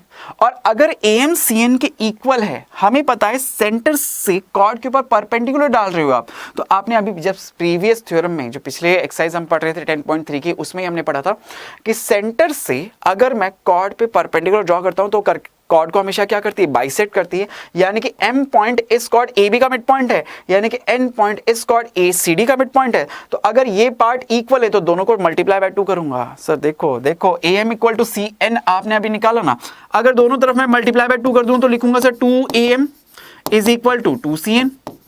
बोलो करेक्ट। 2AM का मतलब क्या हो गया सर, AM का डबल क्या हो गया सर, AB, और CN का डबल क्या हो गया सर, CD।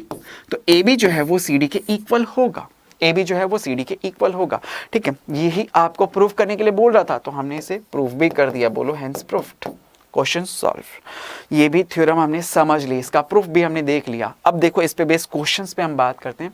तो एक्सरसाइज 10.4 के अब हम क्वेश्चंस कर रहे हैं। फर्स्ट क्वेश्चन है आपके सामने, दो सर्कल से एक की रेडियस 5 सेंटीमीटर, दूसरे की रेडियस 3 सेंटीमीटर इंटरसेक्ट करते हैं एक दूसरे को at 2 points and the distance between their centre is 4 centimetre. Find the length of common chord. Common chord की लेंथ बतानी है। तो देखो कैसे कि ये सपोज दो सर्कल हैं, एक सर्कल की रेडियस आपको गिवन है, ये रही 5 सेंटीमीटर, दूसरे सर्कल की रेडियस आपको गिवन है 3 सेंटीमीटर। दोनों सर्कल एक दूसरे को 2 पॉइंट्स P और Q पे कट कर रहे हैं, तो इनके जो कॉमन कॉर्ड PQ, ठीक है, ये PQ, और इन दोनों सर्कल्स की सेंटर O और O डैश, इन दोनों के बीच की डिस्टेंस आपको गिवन है 4 सेंटीमीटर। तो मुझसे बोल रहा है इस कॉमन कॉर्ड PQ की लेंथ कैलकुलेट करके बताओ।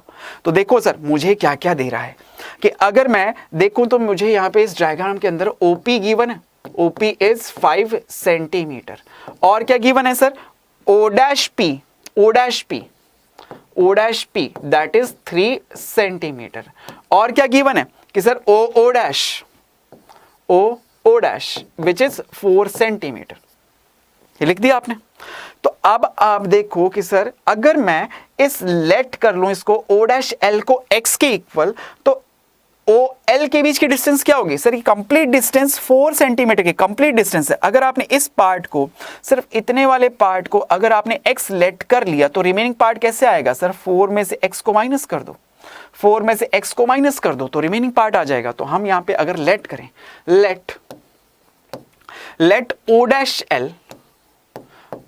L इज x, अगर ये x के इक्वल है तो इस केस में कि sir O L is equal to क्या हो जाएगा सर, 4 में से x को माइनस कर दो, 4 माइनस x सेंटीमीटर आ जाएगा, करेक्ट।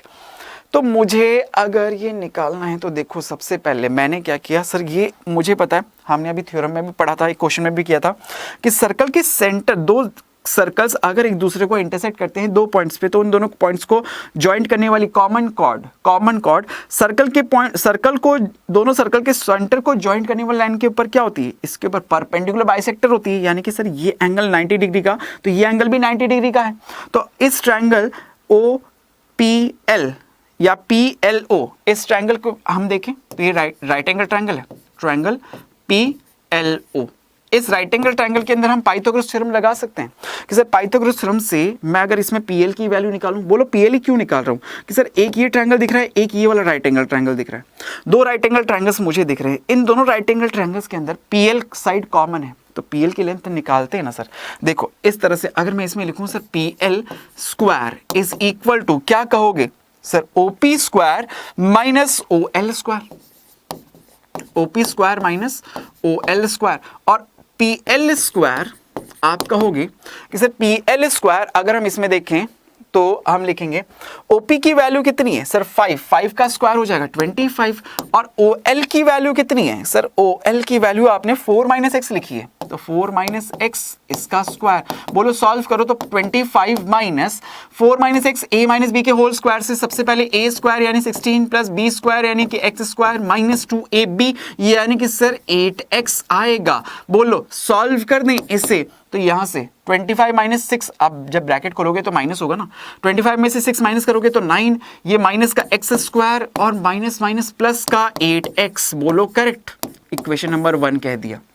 ठीक है, सिमिलरली अब इस ट्रायंगल इस PLO डैश में, इस ट्रायंगल PLO डैश में, इस ट्रायंगल के अंदर भी हम पाइथागोरस थ्योरम को यूज करके PL स्क्वायर की वैल्यू कैलकुलेट कर सकते हैं। तो लिखें sir PL square is equal to क्या होगा कि सर O डैश P का स्क्वायर, O डैश P इसका स्क्वायर माइनस हम लिखेंगे O डैश L का स्क्वायर कि सर O डैश L और इसका स्क्वायर। अब PL स्क्वायर की वैल्यू अगर मैं कैलकुलेट करने जाऊं तो O डैश P की स्क्वायर, O डैश P का मतलब कितना हो गया 3 का स्क्वायर करूंगा सर 9 आएगा। O डैश L की वैल्यू क्या है सर x, तो इसका स्क्वायर x स्क्वायर आएगा, इसको इक्वेशन नंबर 2 दे देता हूं। तो फ्रॉम इक्वेशन 1 एंड 2 अगर हम देखें तो इक्वेशन 1 और 2 से आपने दोनों में किसकी वैल्यू कैलकुलेट करी है सर, PL स्क्वायर की, तो दोनों को इक्वेट किया जा सकता है। तो हम लिखें सर यहाँ पे फ्रॉम इक्वेशन 1 एंड 2 कि सर इक्वेशन 1 एंड 2 से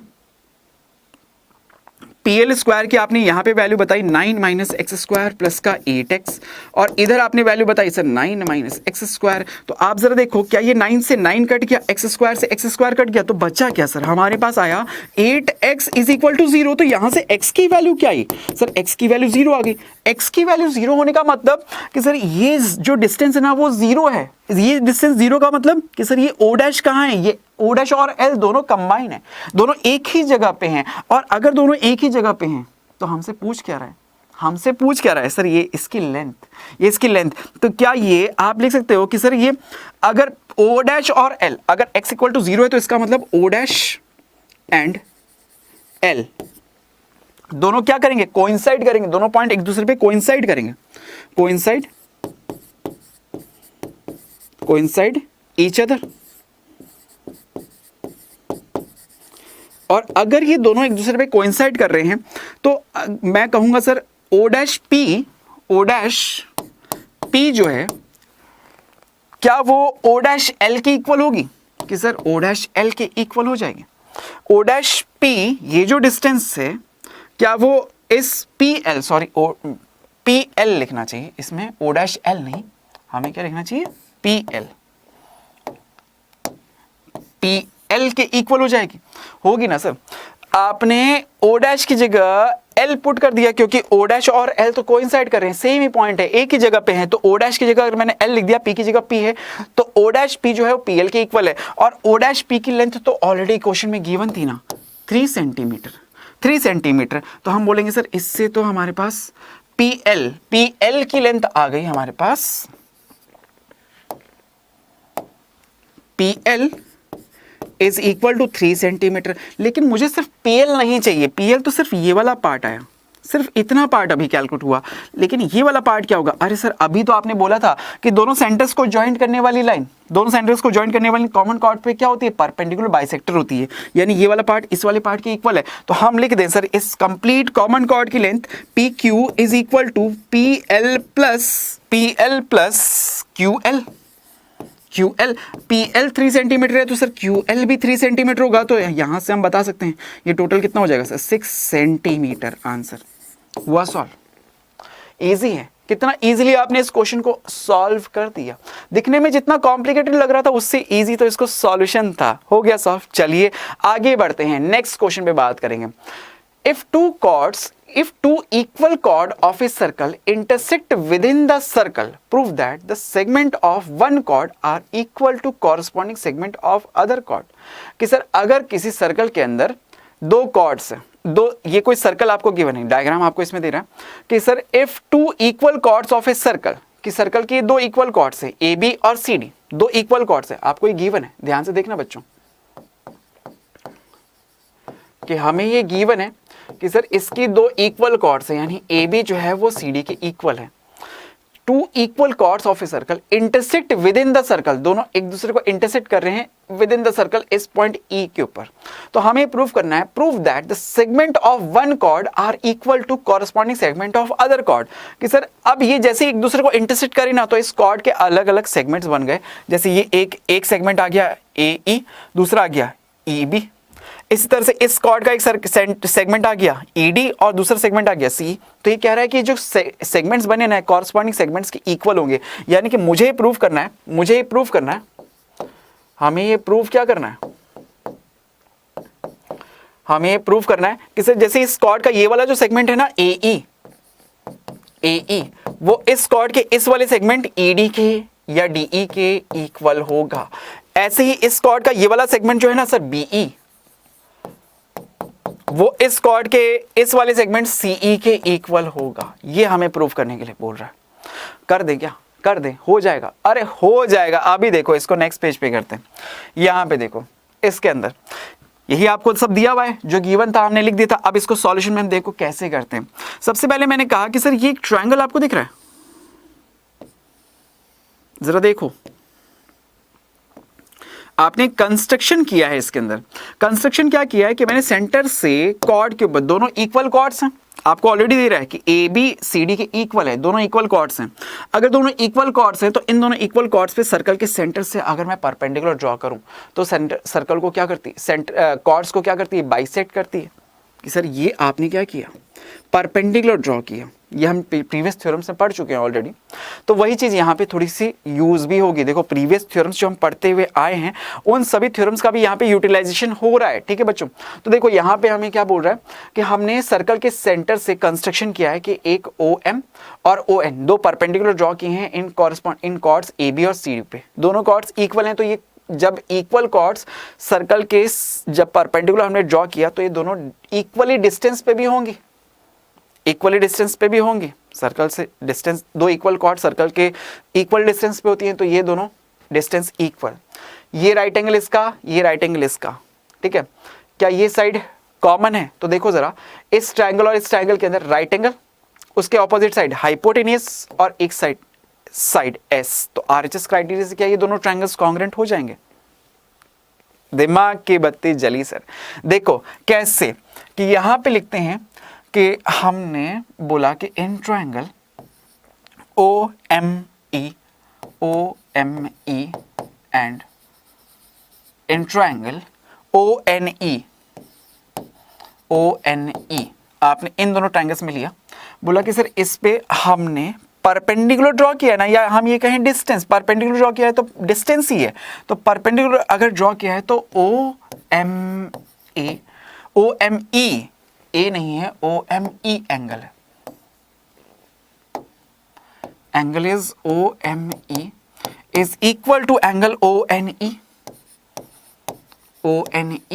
इज इक्वल टू 90 डिग्री, दोनों एंगल्स राइट एंगल है। इसकी ये वाली साइड ओ ई दोनों ट्रायंगल्स के अंदर कॉमन है, बिल्कुल सर कॉमन है। क्या ये वाली डिस्टेंस ओ एम सेंटर से डिस्टेंस है, दोनों इक्वल कॉर्ड्स इक्वली डिस्टेंस पे होते हैं, तो O M is equal to O N होगा, कि दो इक्वल कॉर्ड्स, क्वेश्चन में गिवन था ना आपको कि दोनों कॉर्ड्स कैसे हैं, इक्वल हैं, तो इक्वल कॉर्ड्स सर्कल के सेंटर से इक्वली डिस्टेंस पे हमेशा होते हैं, अभी प्रीवियस थ्योरम में भी हम पढ़ते हुए आए हैं, तो ये दोनों ट्रायंगल्स क्या हो गए, congruent. Triangle O M E is congruent to triangle O N E by कौन सा रूल, सर आरएचएस रूल या आरएचएस क्राइटेरिया से हम कह सकते हैं दोनों ट्रायंगल्स क्या हो गए, कॉन्ग्रुएंट। तो कॉन्ग्रुएंट अगर हुए तो सीपीसीटी से आप कहोगे सर ये वाली साइड इस वाली साइड के इक्वल होगी सर, बिल्कुल। तो हम कहेंगे M E is equal to E N, M E is equal to E N, correct. From CPCT से हमने लिखा है, फ्रॉम सीपीसीटी हमने ये चीज लिखी। अब अगर ये आया, जरा ध्यान देना, इसे सपोज इक्वेशन नंबर 1 कहा, ठीक है, ए बी और सी डी दोनों इक्वल हैं, आपने इस पे सेंटर सर्कल के सेंटर से क्या ड्रॉ किया है, परपेंडिकुलर, तो आपने कहा था सर ये इक्वली डिस्टेंस पे होंगे और ये इस पे क्या होगी, बाइसेक्टर होगी। तो हम लिखे सर यहाँ पे कि since O M is perpendicular to A B, तो इसका मतलब कि sir A M is equal to B M, A M is equal to B M, correct. Similarly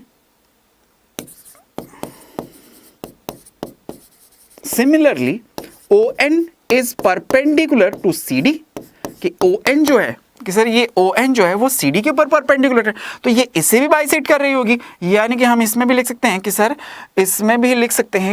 इससे भी क्या डी एन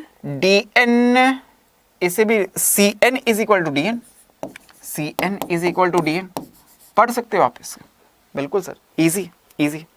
अच्छा सर, अब ये दोनों इक्वल थे, आपको तो ये भी बोल रहा था ना क्वेश्चन के अंदर कि सर ए बी जो है वो इक्वल है सी डी के, तो जब ये इसका हाफ किया, हाफ करूंगा, हाफ ऑफ ए बी, तो वो हाफ ऑफ सी डी के भी इक्वल होगा। हाफ ऑफ ए बी का मतलब क्या हुआ सर, ए एम, या मैं कह सकता हूं सर बी एम, करेक्ट। और हाफ ऑफ सी डी का मतलब क्या हुआ सर, सी एन, या मैं कह सकता हूं सर डीएन। तो इसका मतलब क्या हुआ सर, एक बहुत ही इंपॉर्टेंट चीज यहां पे देखने को मिल रही है मुझे कि चारों क्या है, इक्वल है, कि सर ये ए एम बी एम के इक्वल है, और A M B M C N D N सब के सब इक्वल निकल गए। अब देखो सर गेम बनाते हैं कि सर देखो, हमें पता है मुझे ये वाला सेगमेंट अगर चाहिए तो ये सेगमेंट कब आएगा, जब ए एम में ई एन जोड़ूंगा। ऐसे ही सर ये वाला सेगमेंट ई डी कब आएगा, जब मैं डी एन के अंदर ई एन ऐड करूंगा। तो देखो सर, मैं यहां पे लिख सकता हूं कि इसे सपोज आपने इक्वेशन नंबर 2 कहा, तो हम लिख सकते हैं फ्रॉम इक्वेशन 1 एंड 2, दोनों इक्वेशन से हम सबसे पहले लिखते हैं कि sir A M is equal to, हमें जरूरत किसकी थी, ए एम के अंदर ई एन ऐड करना और डी एन के अंदर ई एन ऐड करना ना, तो डी एन हमें A M is equal to D N कह सकते हैं इक्वेशन नंबर 2 से, ए एम डी एन के इक्वल है, करेक्ट। और इक्वेशन नंबर 1 से हम लिख सकते हैं sir M E is equal to E N, M E N के इक्वल है। अगर दोनों को ऐड करते हैं तो हम लिखेंगे यहां से कि sir A M plus M E is equal to D N plus N E, कहा जा सकता है एन ई कह लो या ई एन कह लो। A M plus M E देखो किसके इक्वल आया, कि सर ए ई के इक्वल, इसी तरह से dn प्लस एन किसके इक्वल आया सर? डी के इक्वल आया। क्या ये हमने एक सेगमेंट, इस कॉर्ड का एक सेगमेंट इस दूसरे कॉर्ड के कॉरस्पॉन्डिंग सेगमेंट के इक्वल बताया? यही तो हमें प्रूफ करने के लिए बोल रहा था ना, हमने यही तो लिखा था सर कि हमें ये प्रूफ करना है ए जो है वो डी के इक्वल है, किया हमने। अब इसी तरह से क्या बीई को हम इस बीई को सी के इक्वल कर सकते हैं? बिल्कुल।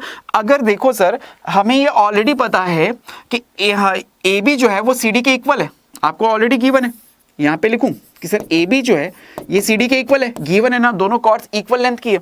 अभी आपने ये निकाला रिजल्ट कि सर इसे हम लिख सकते हैं इक्वेशन 3। तो यहाँ पे लिखोगे सर अगर A E is equal to D E के इक्वल है तो अब की बार दोनों को क्या करते हैं? सब्ट्रैक्ट कर देते हैं। इनको सब्ट्रैक्ट कर दूं तो A B minus A is equal to C D minus D N. अगर ए बी में से ए को मैं माइनस कर दूं, कंप्लीट साइड ए बी में से ए को माइनस कर दे तो क्या बचेगा? Only B E, only B E, only B E. और अगर सी डी में से डी एन को माइनस कर दे तो क्या बचेगा? सर सी डी में से डी एन को माइनस कर दिया, सी डी में से अगर हमने सी डी में से डी ई है, ये डी ई है, A E is equal to D E है, सॉरी ये एन नहीं था हमने यहाँ पे,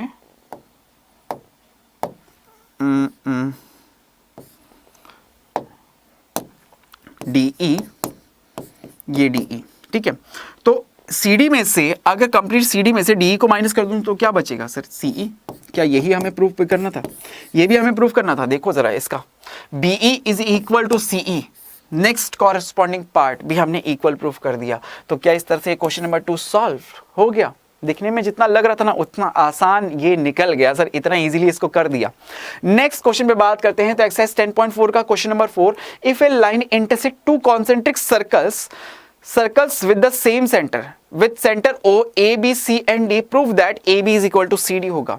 कि सर ये इस तरह से दो कॉन्सेंट्रिक सर्कल्स हैं जिनका कॉमन सेंटर है, दोनों कॉन्सेंट्रिक सर्कल हैं, कॉमन सेंटर इनका A है, इनका O है।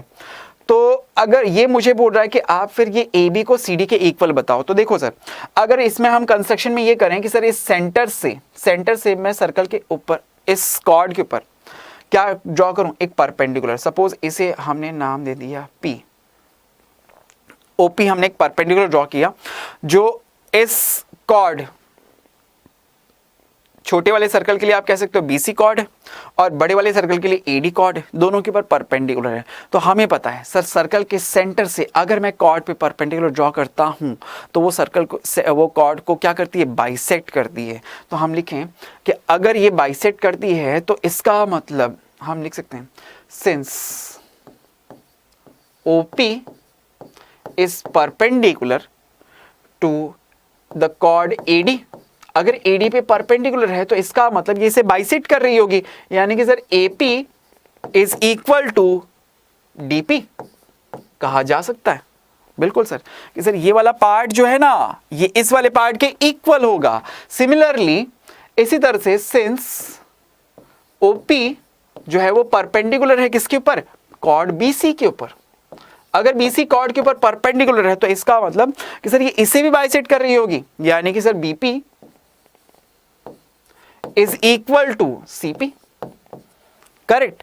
अगर दोनों को मैं सब्ट्रैक्ट कर दूं तो दोनों को सब्ट्रैक्ट कर दूं, सपोज इसे इक्वेशन नंबर 1 कहता हूं, इसे इक्वेशन नंबर 2 कहता हूं, और दोनों इक्वेशंस को मैं एक दूसरे में से सब्ट्रैक्ट कर दूं, तो सब्ट्रैक्ट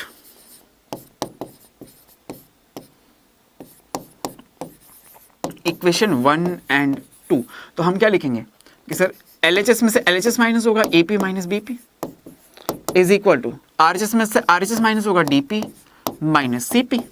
अब AP में से BP को माइनस करो जरा कि सर AP ये रहा, BP ये रहा, तो माइनस होगा तो क्या बचेगा? Only AB। लिखिए सर ओनली AB बचेगा। और DP में से CP को माइनस करें तो सर ये रहा DP, उसमें से अगर CP को माइनस कर दूं कि सर इस कंप्लीट में से इतने को माइनस कर दिया तो बचेगा क्या? Only CD। तो AB is equal to CD आया। क्या यही आपको प्रूफ करना था कि sir AB is equal to CD हमें प्रूफ करना था? So this is hence proved. हुआ। कितना इजी क्वेश्चन, बच्चों की तरह आप इन क्वेश्चंस को सॉल्व करते जा रहे हो बहुत ही इजीली। चलिए तो आगे बढ़ते हैं। अब बच्चों हम बात करेंगे एक्सरसाइज 10.5। अब ये जो कंप्लीट एक्सरसाइज 10.5 है इसे सबसे पहले तो मैंने दो पार्ट्स में डिवाइड कर रखा है। एक पार्ट है इसमें angle subtended by arc of a circle, arc of a circle, ठीक है। और दूसरा इसमें एक पार्ट आता है आपका साइक्लिक क्वाड्रिलेटरल, तो एक एक करके दोनों पार्ट्स को हम कवर करेंगे। एक्सरसाइज 10.5 को हम 2 पार्ट्स में कवर करेंगे। तो अब हम सबसे पहले हम बात करने वाले हैं angle subtended by arc of a circle, कि if 2 chords of a circle are equal then their corresponding arcs are congruent, and conversely if 2 arcs are congruent then their corresponding chords are equal. कि sir अगर ये कोई circle है, ठीक है, ये circle का सपोज सेंटर है, अब इसके अंदर अगर 2 कॉर्ड्स अगर मैं ड्रॉ करूं, कि एक ये कॉर्ड और एक ये कॉर्ड, तो इनके कॉरस्पॉन्डिंग जो आर्क होते हैं ना वो भी क्या होते हैं, इक्वल होते हैं। कि जैसे सर ये जो सर्कल का ये जो कॉर्ड है तो इसके कॉरस्पॉन्डिंग आर्क ये रही, इसके कॉरस्पॉन्डिंग आर्क, और इस सर्कल के इस कॉर्ड के कॉरस्पॉन्डिंग आर्क कि सर ये रही, कि दोनों कॉर्ड्स क्या हैं सर, इक्वल हैं। ये कॉर्ड इस कॉर्ड के इक्वल हैं, तो ये दोनों आर्क जो है ना, ये भी कॉरस्पॉन्डिंग आर्क्स भी क्या होती हैं, इक्वल होती हैं, ठीक है। और इसका कन्वर्स यही तो कह रहा है, if 2 chords of a circle are equal then the corresponding arcs are congruent, congruent का मतलब इक्वल। और इसका कन्वर्स अगर हम ये बोले कि सर अगर ये दोनों आर्क इक्वल है, अगर ये दोनों आर्क इक्वल है, तो इसका मतलब इन दोनों आर्क के एंड पॉइंट्स को ज्वाइंट करने वाली कॉर्ड्स वो भी क्या होगी, इक्वल होंगी, ठीक है। तो ये इस थ्योरम, इस सबसे पहले तो हमने ये डेफिनेशन पढ़ ली। अब इन्हीं पे बेस देखो थ्योरम क्या कहती है, the angle subtended by an arc at the center is double the angle subtended by at any point on the remaining part of the circle। कि इस केस के अंदर 3 सिनेरियोस बन सकते हैं। कि सबसे पहले कि ये जो आर्क आप देख रहे हो कि सर ये PQ एक आर्क, हमने ये PQ क्या है, एक आर्क है। अब ये PQ आर्क एक तो सर्कल के सेंटर पे एंगल सबटेंड कर रही है ये वाला, और एक सर्कल के रिमेनिंग पार्ट पे एक एंगल सबटेंड कर रही है, ठीक है। तो ये कह रही है, थ्योरम क्या कहती है कि सर ये जो आर्क है, एक कॉमन आर्क से अगर मैं सर्कल के सेंटर पे जो एंगल सबटेंड करता हूं वो डबल होता है सर्कल के रिमेनिंग पार्ट पर एंगल से, ठीक है। इसके बाकी सिनेरियोस भी हैं कि यहाँ पे माइनर आर्क है, यहाँ पे सेमी सर्कल बन गया, और यहाँ पे ये मेजर आर्क बन गई है। तीनों का प्रूफ एक ही जैसा है, हम इसे प्रूफ भी कर सकते हैं। देखो कैसे, कि सबसे पहले मैंने इसके अंदर देखा कि ये ट्रायंगल आपको दिख रहा है, ये फर्स्ट वाला, और ये दूसरा ट्रायंगल आपको दिख रहा है, 2 ट्रायंगल्स, ठीक है। इन दोनों ट्रायंगल्स के अंदर जरा देखो तो हम कहेंगे सर ये वाली साइड क्या है, इसकी रेडियस, ये वाली साइड क्या है, सर्कल की रेडियस हमेशा सर्कल में क्या होती है, इक्वल होती है। तो अगर ये दोनों रेडियस है तो ये वाला एंगल क्या इस वाले एंगल के इक्वल होगा। कि इस ट्रायंगल OAP में ये सिंस OAB इस BP के इक्वल है, तो इनके ऑपोजिट साइड्स, ऑपोजिट एंगल्स भी क्या होंगे, इक्वल होंगे। तो मैं अगर इस एंगल को सपोज x कहता हूं तो ये एंगल भी कितना होगा सर, x होगा। बोलो करेक्ट। समझो, इसको लिखते हैं सर यहाँ पे कि सर इस ट्रायंगल कौन सा है, कि सर OAP, ट्रायंगल OAP, इस ट्रायंगल के अंदर कि sir OA is equal to OP, दोनों रेडियस है तो इनके ऑपोजिट एंगल्स भी इक्वल होंगे। सो हम लिख देते हैं angle OAP is equal to angle OPA, angle OPA is equal to, हमने लेट कर दिया, ये x हमने जस्ट लेट कर लिया, क्वेश्चन को इजी करने के लिए हमने x लेट कर लिया। तो अब एक ट्रायंगल के अगर 2 एंगल्स मुझे गिवन है तो उन दोनों एंगल्स का सम उसके ऑपोजिट एक्सटीरियर एंगल के इक्वल होता है, ये हम जानते हैं। तो क्या इन दोनों एंगल्स का सम इसकी एक साइड को आगे एक्सटेंड करने पे ये जो एक्सटीरियर एंगल फॉर्म हो रहा है इसके इक्वल होगा। तो लिख सकते हैं कि एंगल POB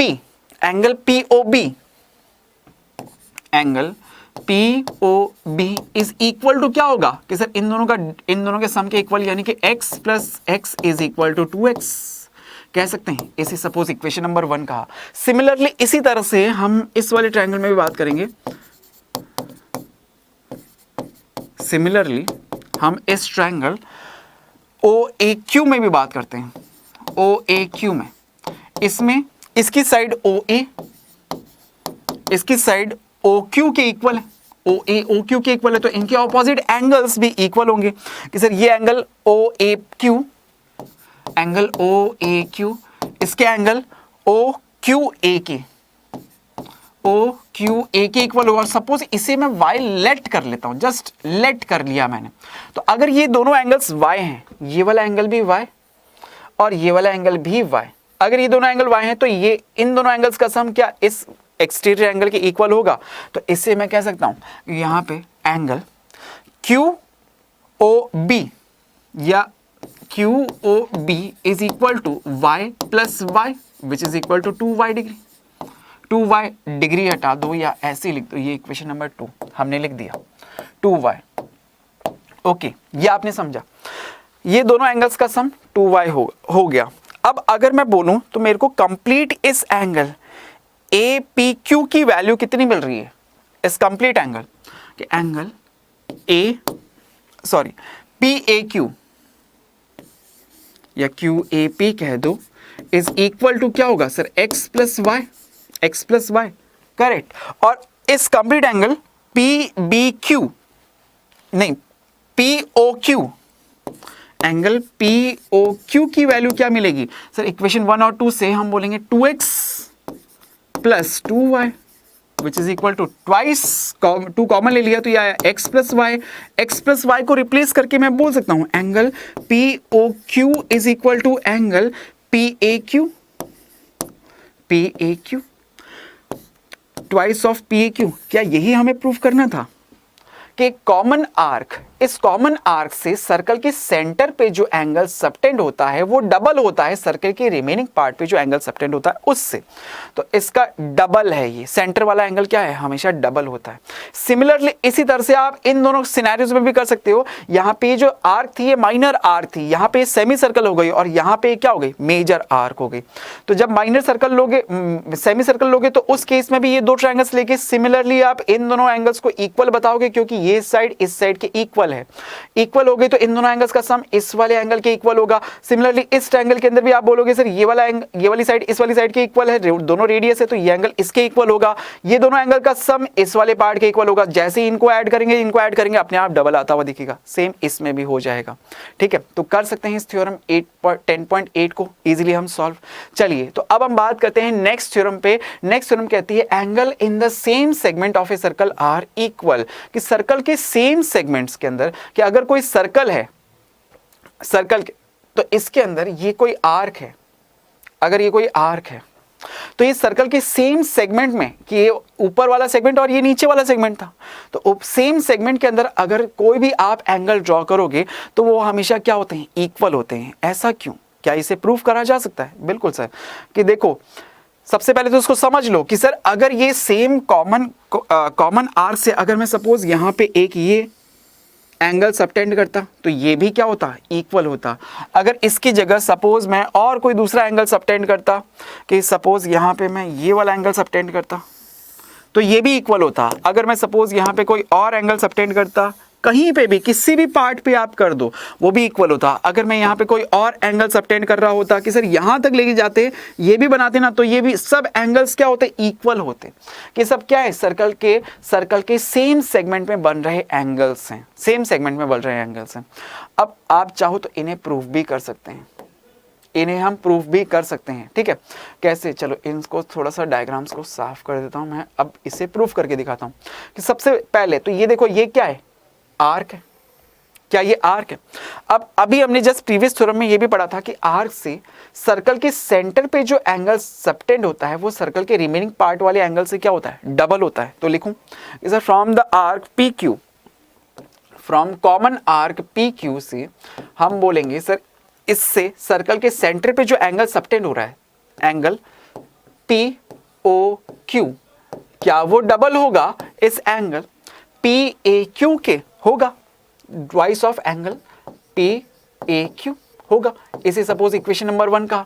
सिमिलरली इस आर्क PQ से सर्कल के सेंटर पे जो एंगल POQ फॉर्म हो रहा है, क्या वो डबल होगा इसी आर्क से सर्कल के रिमेनिंग पार्ट पे जो एंगल बन रहा है PCQ के? Twice of angle PCQ। Equation number 2 कह दिया। इक्वेशन 1 और 2 से जरा देखो, 1 और 2 से कि दोनों RHS LHS वाला पार्ट अगर दोनों का इक्वल है तो RHS वाले पार्ट भी इक्वल होंगे। तो हम लिखेंगे सर फ्रॉम इक्वेशन 1 एंड 2 हम लिख सकते हैं twice of angle PAQ is equal to twice of angle PCQ। 2 से 2 गया तो ये आया angle PAQ is equal to angle PCQ। ये हमने इक्वल कर दिया, यही तो हम बात कर रहे थे कि सर एक कॉमन आर्क से सेम सेगमेंट में जितने भी एंगल ड्रॉ कर लो सबके सब हमेशा क्या होते हैं, इक्वल। इसे हमने प्रूफ भी करके देख लिया।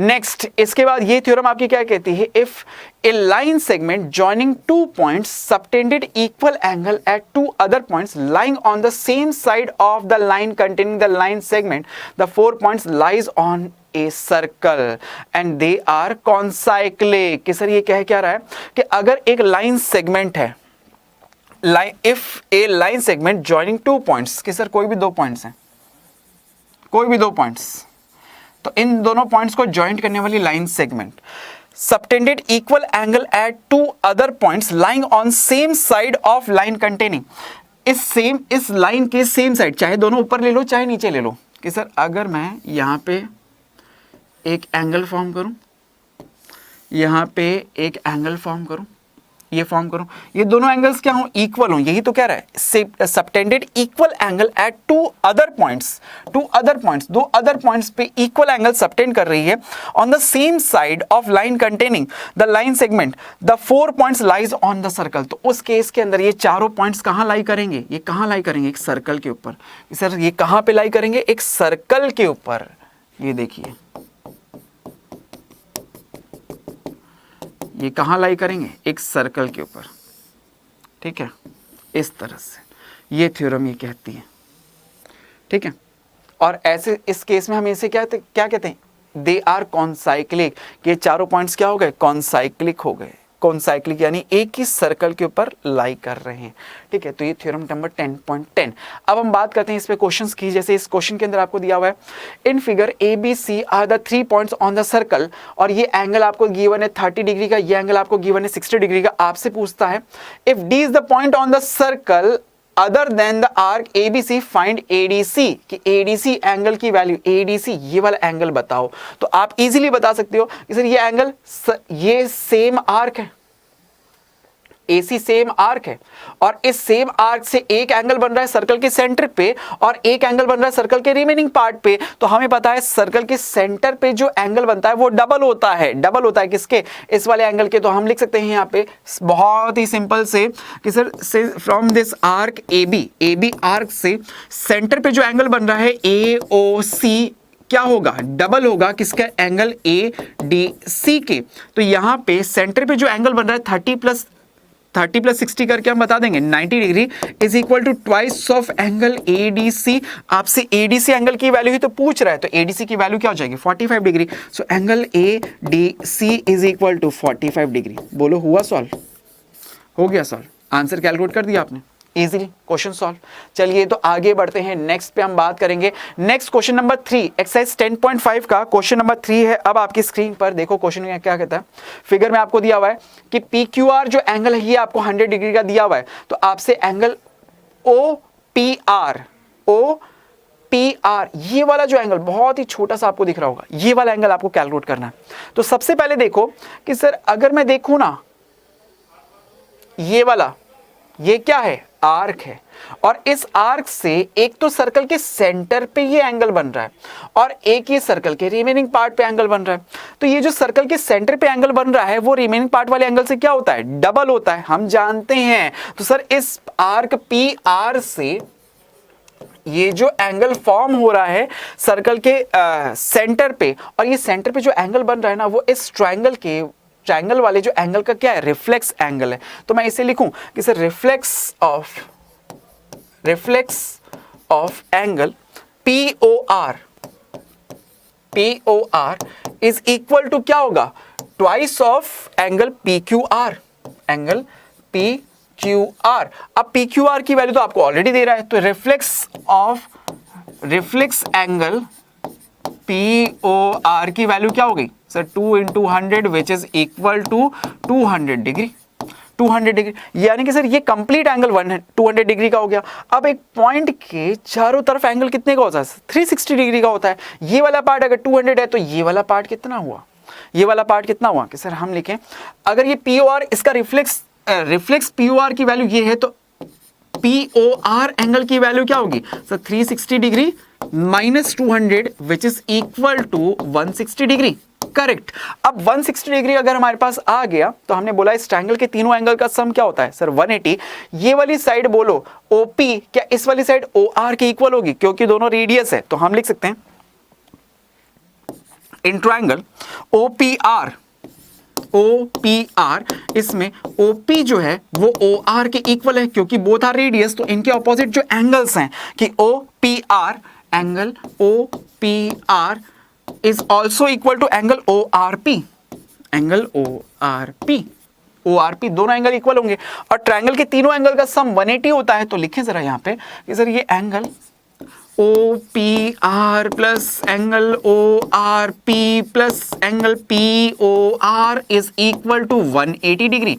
ये दोनों एंगल इक्वल हैं, तो हमसे कैलकुलेट OPR कैलकुलेट करने के लिए बोल रहा है, तो इसको भी रिप्लेस कर सकता हूं एंगल OPR तो एज इट इज, और इसको भी रिप्लेस करके एंगल OPR प्लस इस POR की वैल्यू कितनी है 160 इज इक्वल टू 180 कहा जा सकता है। तो यहां से सॉल्व करोगे तो twice of angle OPR is equal to, ये उधर जाके माइनस होके बोलेगा कितना सर 20 डिग्री, तो एंगल OPR की वैल्यू बोलो कितनी आई सर 10 डिग्री आ गई क्या, आ गई क्या। यही कैलकुलेट करने के लिए बोल रहा था, कितना सिंपल आपने इस क्वेश्चन को सॉल्व कर दिया, हो गया सॉल्व। चलिए तो आगे बढ़ते हैं, ये क्वेश्चन भी हो चुका है, नेक्स्ट क्वेश्चन पे बात करेंगे।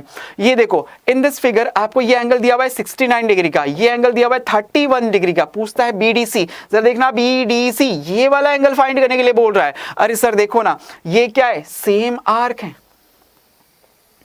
ये सेम आर्क है, ठीक है, इस सेम आर्क से ये वाला एक एंगल सबटेंड हो रहा है, और सेम इसी आर्क से सर ये वाला एंगल भी सबटेंड हो रहा है। सर्कल के सेम पार्ट में तो दोनों एंगल्स क्या होंगे, इक्वल होंगे। अब इस एंगल को तो मैं फाइंड कर सकता हूं, क्योंकि ये ट्रायंगल फॉर्म कर रहे हैं, तो ट्रायंगल के तीनों एंगल्स का सम 180 होता है, तो ये एंगल निकल जाएगा 69 प्लस 31 कि सर इस एंगल अगर मैं निकालूं सबसे पहले कि एंगल BAC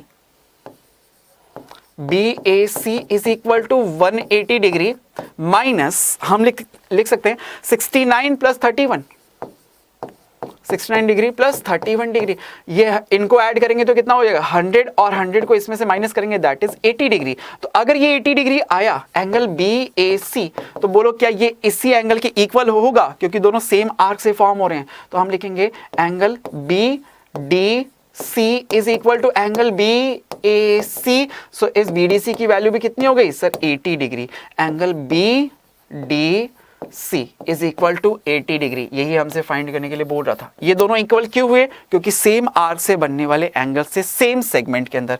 तो क्वेश्चन नंबर 4 ये भी सॉल्व। बढ़े आगे, नेक्स्ट अब हम बात करेंगे लास्ट टॉपिक इस पूरे चैप्टर का, साइक्लिक क्वाड्रेटल्स। तो सबसे पहले हम देखते हैं साइक्लिक क्वाड्रेटल क्या होते हैं। सर एक क्वाड्रेटल ऐसा क्वाड्रेटल है ABCD, एक ऐसा क्वाड्रेटल जिसके सभी एंगल्स का, जिसके सभी जो वर्टिसेस हैं वो कहां हो, एक सर्कल के ऊपर हो, तो उसे हम क्या कहते हैं साइक्लिक क्वाड्रेटल। सभी वर्टिसेस इसके अगर एक सर्कल के ऊपर हैं तो उन्हें हम साइक्लिक क्वाड्रेटल कहते हैं। साथ ही इसकी ये भी प्रॉपर्टी होती है कि इसके सभी एंगल्स, सभी ऑपोजिट एंगल्स का सम, ऑपोजिट एंगल्स जैसे A और C, जैसे B और D, इन ऑपोजिट एंगल्स का सम हमेशा क्या होता है 180 डिग्री होता है, हमेशा क्या होता है 180 डिग्री।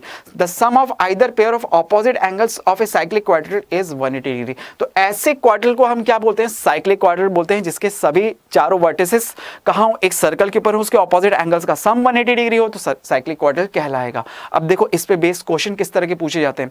एक्सरसाइज 10.5 के कुछ क्वेश्चन तो अभी हमने कर ही थे जो प्रीवियस टॉपिक पे थे। अब हम एक्सरसाइज 10.5 के नेक्स्ट क्वेश्चन जो साइक्लिक क्वाड्रेटल पे बेस्ड हैं उन पे बात करने वाले हैं। तो क्वेश्चन में आपको ये दिया हुआ है, क्वेश्चन नंबर 6, ABCD एक साइक्लिक क्वाड्रेटल आपको बोल रहा है, खुद क्वेश्चन में बोला है कि ABCD एक साइक्लिक क्वाड्रेटल है। ये आपको एंगल 30 डिग्री गिवन है, ये 70 डिग्री गिवन है। आपको बोलता है कि सबसे पहले तो आप एंगल BCD फाइंड करके बताओ। देखो सर BCD, सबसे पहले BCD ये कंप्लीट एंगल आपको फाइंड करना है। बोलो कर सकते हैं क्या, बहुत इजी। कैसे सर, ये देखो कि सर ये एक सर्कल की आर्क है, और इस आर्क से सर्कल के सेंटर, सर्कल पे एक ये एंगल बन रहा है, और एक सर्कल के सेम सेगमेंट में ये भी एंगल बन रहा है, तो ये दोनों एंगल्स क्या होंगे सर इक्वल होंगे। तो लिखिए सर कि angle BAC is equal to BDC is equal to कितना 30 डिग्री। रीजन सेम आर्क से बनने वाले एंगल, ठीक है, तो ये एंगल आया 30 डिग्री का। अब इस ट्रायंगल की तीनों एंगल्स का सम क्या होगा सर 180, ये एंगल पता है 70 डिग्री का, ये एंगल पता है 30 डिग्री का, तो ये एंगल फाइंड हो जाएगा ना सर, लिखो। सो इस ट्रायंगल BDC हम लिखेंगे इसके एंगल्स का sum 30 degree plus 70 degree plus angle BCD is equal to 180 degree. तो यहां से आपके पास आ जाएगा angle BCD is equal to 80 degree. Correct, ये आ गया, कंप्लीट एंगल आपके पास आ गया BCD, इसकी वैल्यू आ गई।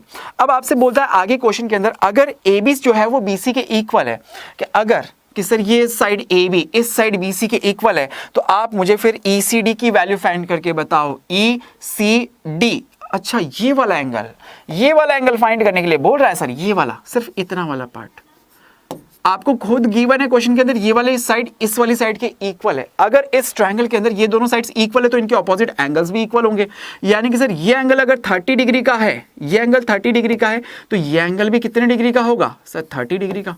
बोलो सही। आपको पता है कंप्लीट एंगल 80 का है, तो ये 30 पार्ट है, तो ये कितना पार्ट हुआ। बातों में क्वेश्चन सॉल्व हो चुका है। तो आप लिखोगे कि सर यहां पे एंगल सबसे पहले तो मैंने बताया कि इस ट्रायंगल में लिख देते हैं सबसे पहले ABC। इस ट्रायंगल ABC में हमें गिवन है ऑलरेडी कि सर AB जो है वो BC के इक्वल है, तो इनके ऑपोजिट एंगल ABAC क्या होगा, एंगल BCA के इक्वल होगा। BCA के इक्वल होगा, दोनों एंगल कितने डिग्री के हो जाएंगे सर 30 डिग्री के। करेक्ट, 30 डिग्री के ये हो गए। अब आप बोलोगे सर ये एंगल जो ECD, यही पूछ रहा है, एंगल ECD क्या होगा, इस कंप्लीट एंगल BCD, इसमें से आप माइनस कर दो BCE, एंगल BCE। करेक्ट, तो BCD की वैल्यू तो आपको पता है सर 80 डिग्री, और BCE कह लो या BCA कह दो, बात तो एक ही है भाई। BCE कह लो या BCA कह लो, इसकी वैल्यू आपको पता है 30 डिग्री, तो कैलकुलेट होके कितना आ जाएगा सर 50 डिग्री। आंसर आया आपके पास। ये क्वेश्चन का सेकंड पार्ट भी आपने सॉल्व कर दिया, इजी है ना, इजीली आपने इस क्वेश्चन को भी सॉल्व कर दिया। चलिए आगे बढ़ते हैं नेक्स्ट क्वेश्चन में। If the non parallel sides of a trapezium are equal, prove that it is cyclic. ये हमें प्रूव करना है कि अगर एक ट्रेपेजियम की नॉन पैरेलल साइड, क्योंकि ट्रेपेजियम क्या होता है, उसकी डेफिनेशन ये कहती है कि उसके only one pair of opposite side is parallel. जैसे यहाँ पे ट्रेपेजियम हमें गिवन हम देखें तो यहाँ पे हमें पता है कि सर ये AB साइड जो है ना वो CD साइड के क्या है, पैरेलल है। तो और नॉन पैरेलल साइड जो है जैसे ये AD इस BC के क्या है, इक्वल है, ये दोनों इक्वल हैं। तो हमें प्रूव करना है कि इस कॉन्साइक्लिक होगा। कॉन्साइक्लिक का मतलब इसके अगर ऑपोजिट एंगल्स का सम अगर 180 प्रूव कर दूं तो ये हो जाएगा कॉन्साइक्लिक। अभी तो हमने डेफिनेशन पढ़ी थी, यही तो डेफिनेशन थी इसकी। तो हम लिखेंगे इसमें, हमें ऑलरेडी गिवन है कि सर ये देखो, इसको अब हम प्रूफ करके दिखाते हैं आपको कि हमें गिवन है कि सर AB जो है वो पैरेलल है किसके, CD के। AB CD के पैरेलल है, AB CD के पैरेलल है। और हमें ये भी दिया हुआ है कि सर ये जो साइड AD है ये इस साइड BC के इक्वल है। नॉन पैरेलल साइड्स क्या है, इक्वल है। तो हम इसमें सबसे पहले क्या करते हैं, प्रूफ करते हैं। हम प्रूफ तो हमें करना ही है, सभी इसके ऑपोजिट एंगल्स के पेयर को आप 180 प्रूफ करना है। हम इसमें सबसे पहले क्या करते हैं, कंस्ट्रक्शन करते हैं। कंस्ट्रक्शन हम क्या करते हैं कि सर ये जो नॉन पैरेलल साइड्स है ना AD, किसी भी, ये चाहे AD ले लो चाहे BC ले लो, हमने जैसे यहाँ पे कंस्ट्रक्शन में AD के पैरेलल एक लाइन ड्रॉ करी है BE। हमने कंस्ट्रक्शन किया है कि सर हमने AD जो इसकी साइड है उसके पैरेलल एक लाइन ड्रॉ करी है हमने BE कह लो या EB कह दो। ये साइड हमने इसके पैरेलल ड्रॉ करी है। अगर ये इसके पैरेलल है तो आप क्या बोलोगे कि सर ये फिर तो ABED, ये क्या हो गया, पैरेललोग्राम। अरे सर ये साइड तो इसके ऑलरेडी पैरेलल थी, ये साइड आपने इसके पैरेलल ड्रॉ कर दी, तो बोलो ये दोनों क्या हो गए, पैरेलल। ये कंप्लीट क्या बना रहा है, एक पैरेललोग्राम। तो हम लिख सकते हैं, तो यहाँ पे सॉल्यूशन में आप लिखोगे, जैसे ही आपने कंस्ट्रक्शन किया ना, तो आप बोलोगे कि सर ये ABED इज ए पैरेललोग्राम। और पैरेललोग्राम में सर ऑपोजिट साइड्स हमेशा इक्वल होती है। यानी कि सर मैं कहूंगा AD जो है वो इसके ऑपोजिट साइड BE के इक्वल है। करेक्ट, AB साइड BE के इक्वल है। ठीक है, ये आपने कहा। अब बताओ पैरेललोग्राम के अंदर प्रॉपर्टी उसकी ये भी कहती है कि सर पैरेललोग्राम के अंदर ऑपोजिट एंगल्स का सम 180 डिग्री होता है। तो अगर मैं समझने के लिए सर ये वाला एंगल अगर सपोज x ले कहता हूं तो ये एंगल क्या होगा, ये वाला एंगल क्या होगा कि सर ये वाला एंगल पैरेललोग्राम का 180 माइनस x कहलाएगा। 180 सॉरी ऑपोजिट एंगल्स इक्वल होते हैं, सम 180 नहीं, सॉरी ऑपोजिट एंगल्स तो इक्वल होते हैं। हाँ, तो ये एंगल अगर x है तो ये एंगल भी क्या होगा, x होगा, कि एक पैरेललोग्राम के तो ऑपोजिट एंगल्स इक्वल होते हैं, तो ये x है तो ये एंगल भी कितना होगा सर, x होगा, करेक्ट। अब ये एंगल अगर x है तो मुझे बताओगे सर ये लीनियर पेयर से ये वाला एंगल कितने का होगा, 180 माइनस x, 180 माइनस x। तो लिखिए सर यहाँ पे कि लेट अगर हमने एंगल इस पैरेललोग्राम का बोला कि angle DAB angle DAB is equal to angle BED अगर हमने इसे लेट किया x, सपोज हमने इसे लेट कर लिया सर ये x के इक्वल है, लेट कर लिया हमने, ओके। तो ये अगर x है तो फिर ये एंगल BEC क्या होगा सर, 180 माइनस x होगा, क्यों, लीनियर पेयर, ये लीनियर पेयर फॉर्म कर रहे हैं, अब BEC की वैल्यू 180 माइनस x आई है। ये एंगल आया आपके पास, ये वाला एंगल मैं इसको लिख दूं यहाँ पे, सर ये एंगल मेरे पास कितना है, 180 डिग्री माइनस x, करेक्ट। अच्छा, अब आपने अभी लिखा था सर AD जो है वो BC के इक्वल है, फिर आपने कहा AD जो है वो BE के इक्वल है, तो इसका मतलब BC और BE दोनों इक्वल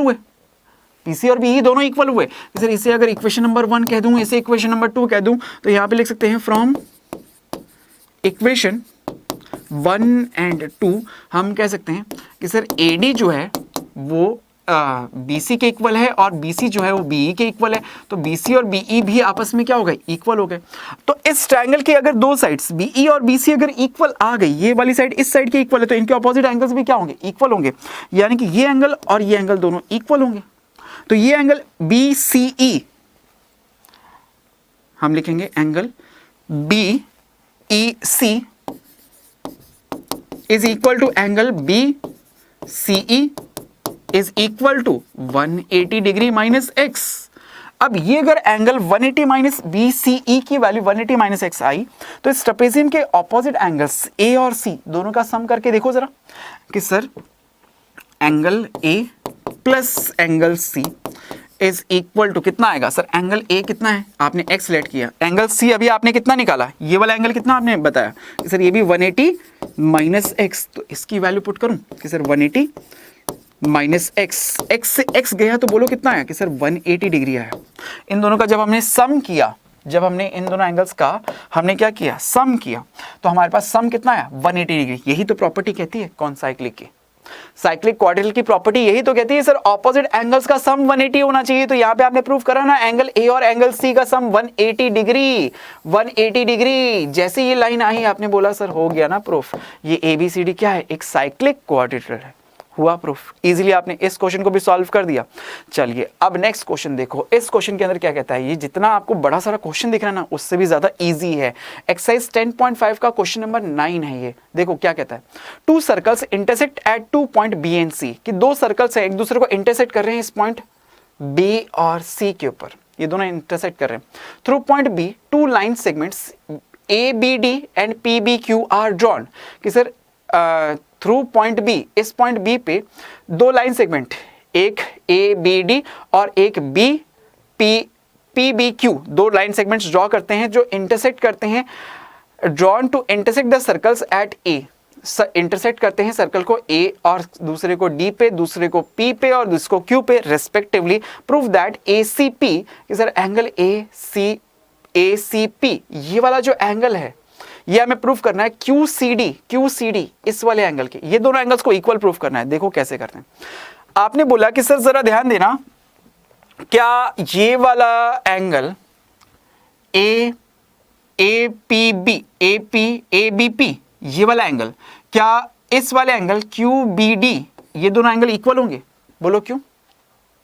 वर्टिकली ऑपोजिट एंगल है ना सर, दो लाइंस एक दूसरे को इंटरसेक्ट कर रही है तो वर्टिकली ऑपोजिट एंगल्स हमेशा इक्वल होते हैं। तो लिखूं सबसे पहले कि angle A B P is equal to angle Q B D. क्यों? रीजन क्या है? Vertically opposite angle, vertically opposite angles हैं। अच्छा, अब ये एपी क्या है? एक आर्क है, और इस आर्क से एक सर्कल के सेम सेगमेंट में एक एंगल ये बन रहा है और दूसरा एंगल ये वाला बन रहा है, तो ये दोनों एंगल्स भी इक्वल होंगे। तो हम लिख सकते हैं कि sir A from the arc AP common arc से हम कह सकते हैं कि ये जो एंगल ए बी पी ये क्या होगा? इक्वल होगा एंगल किसके? ए सी पी के, एंगल ए सी पी के होगा।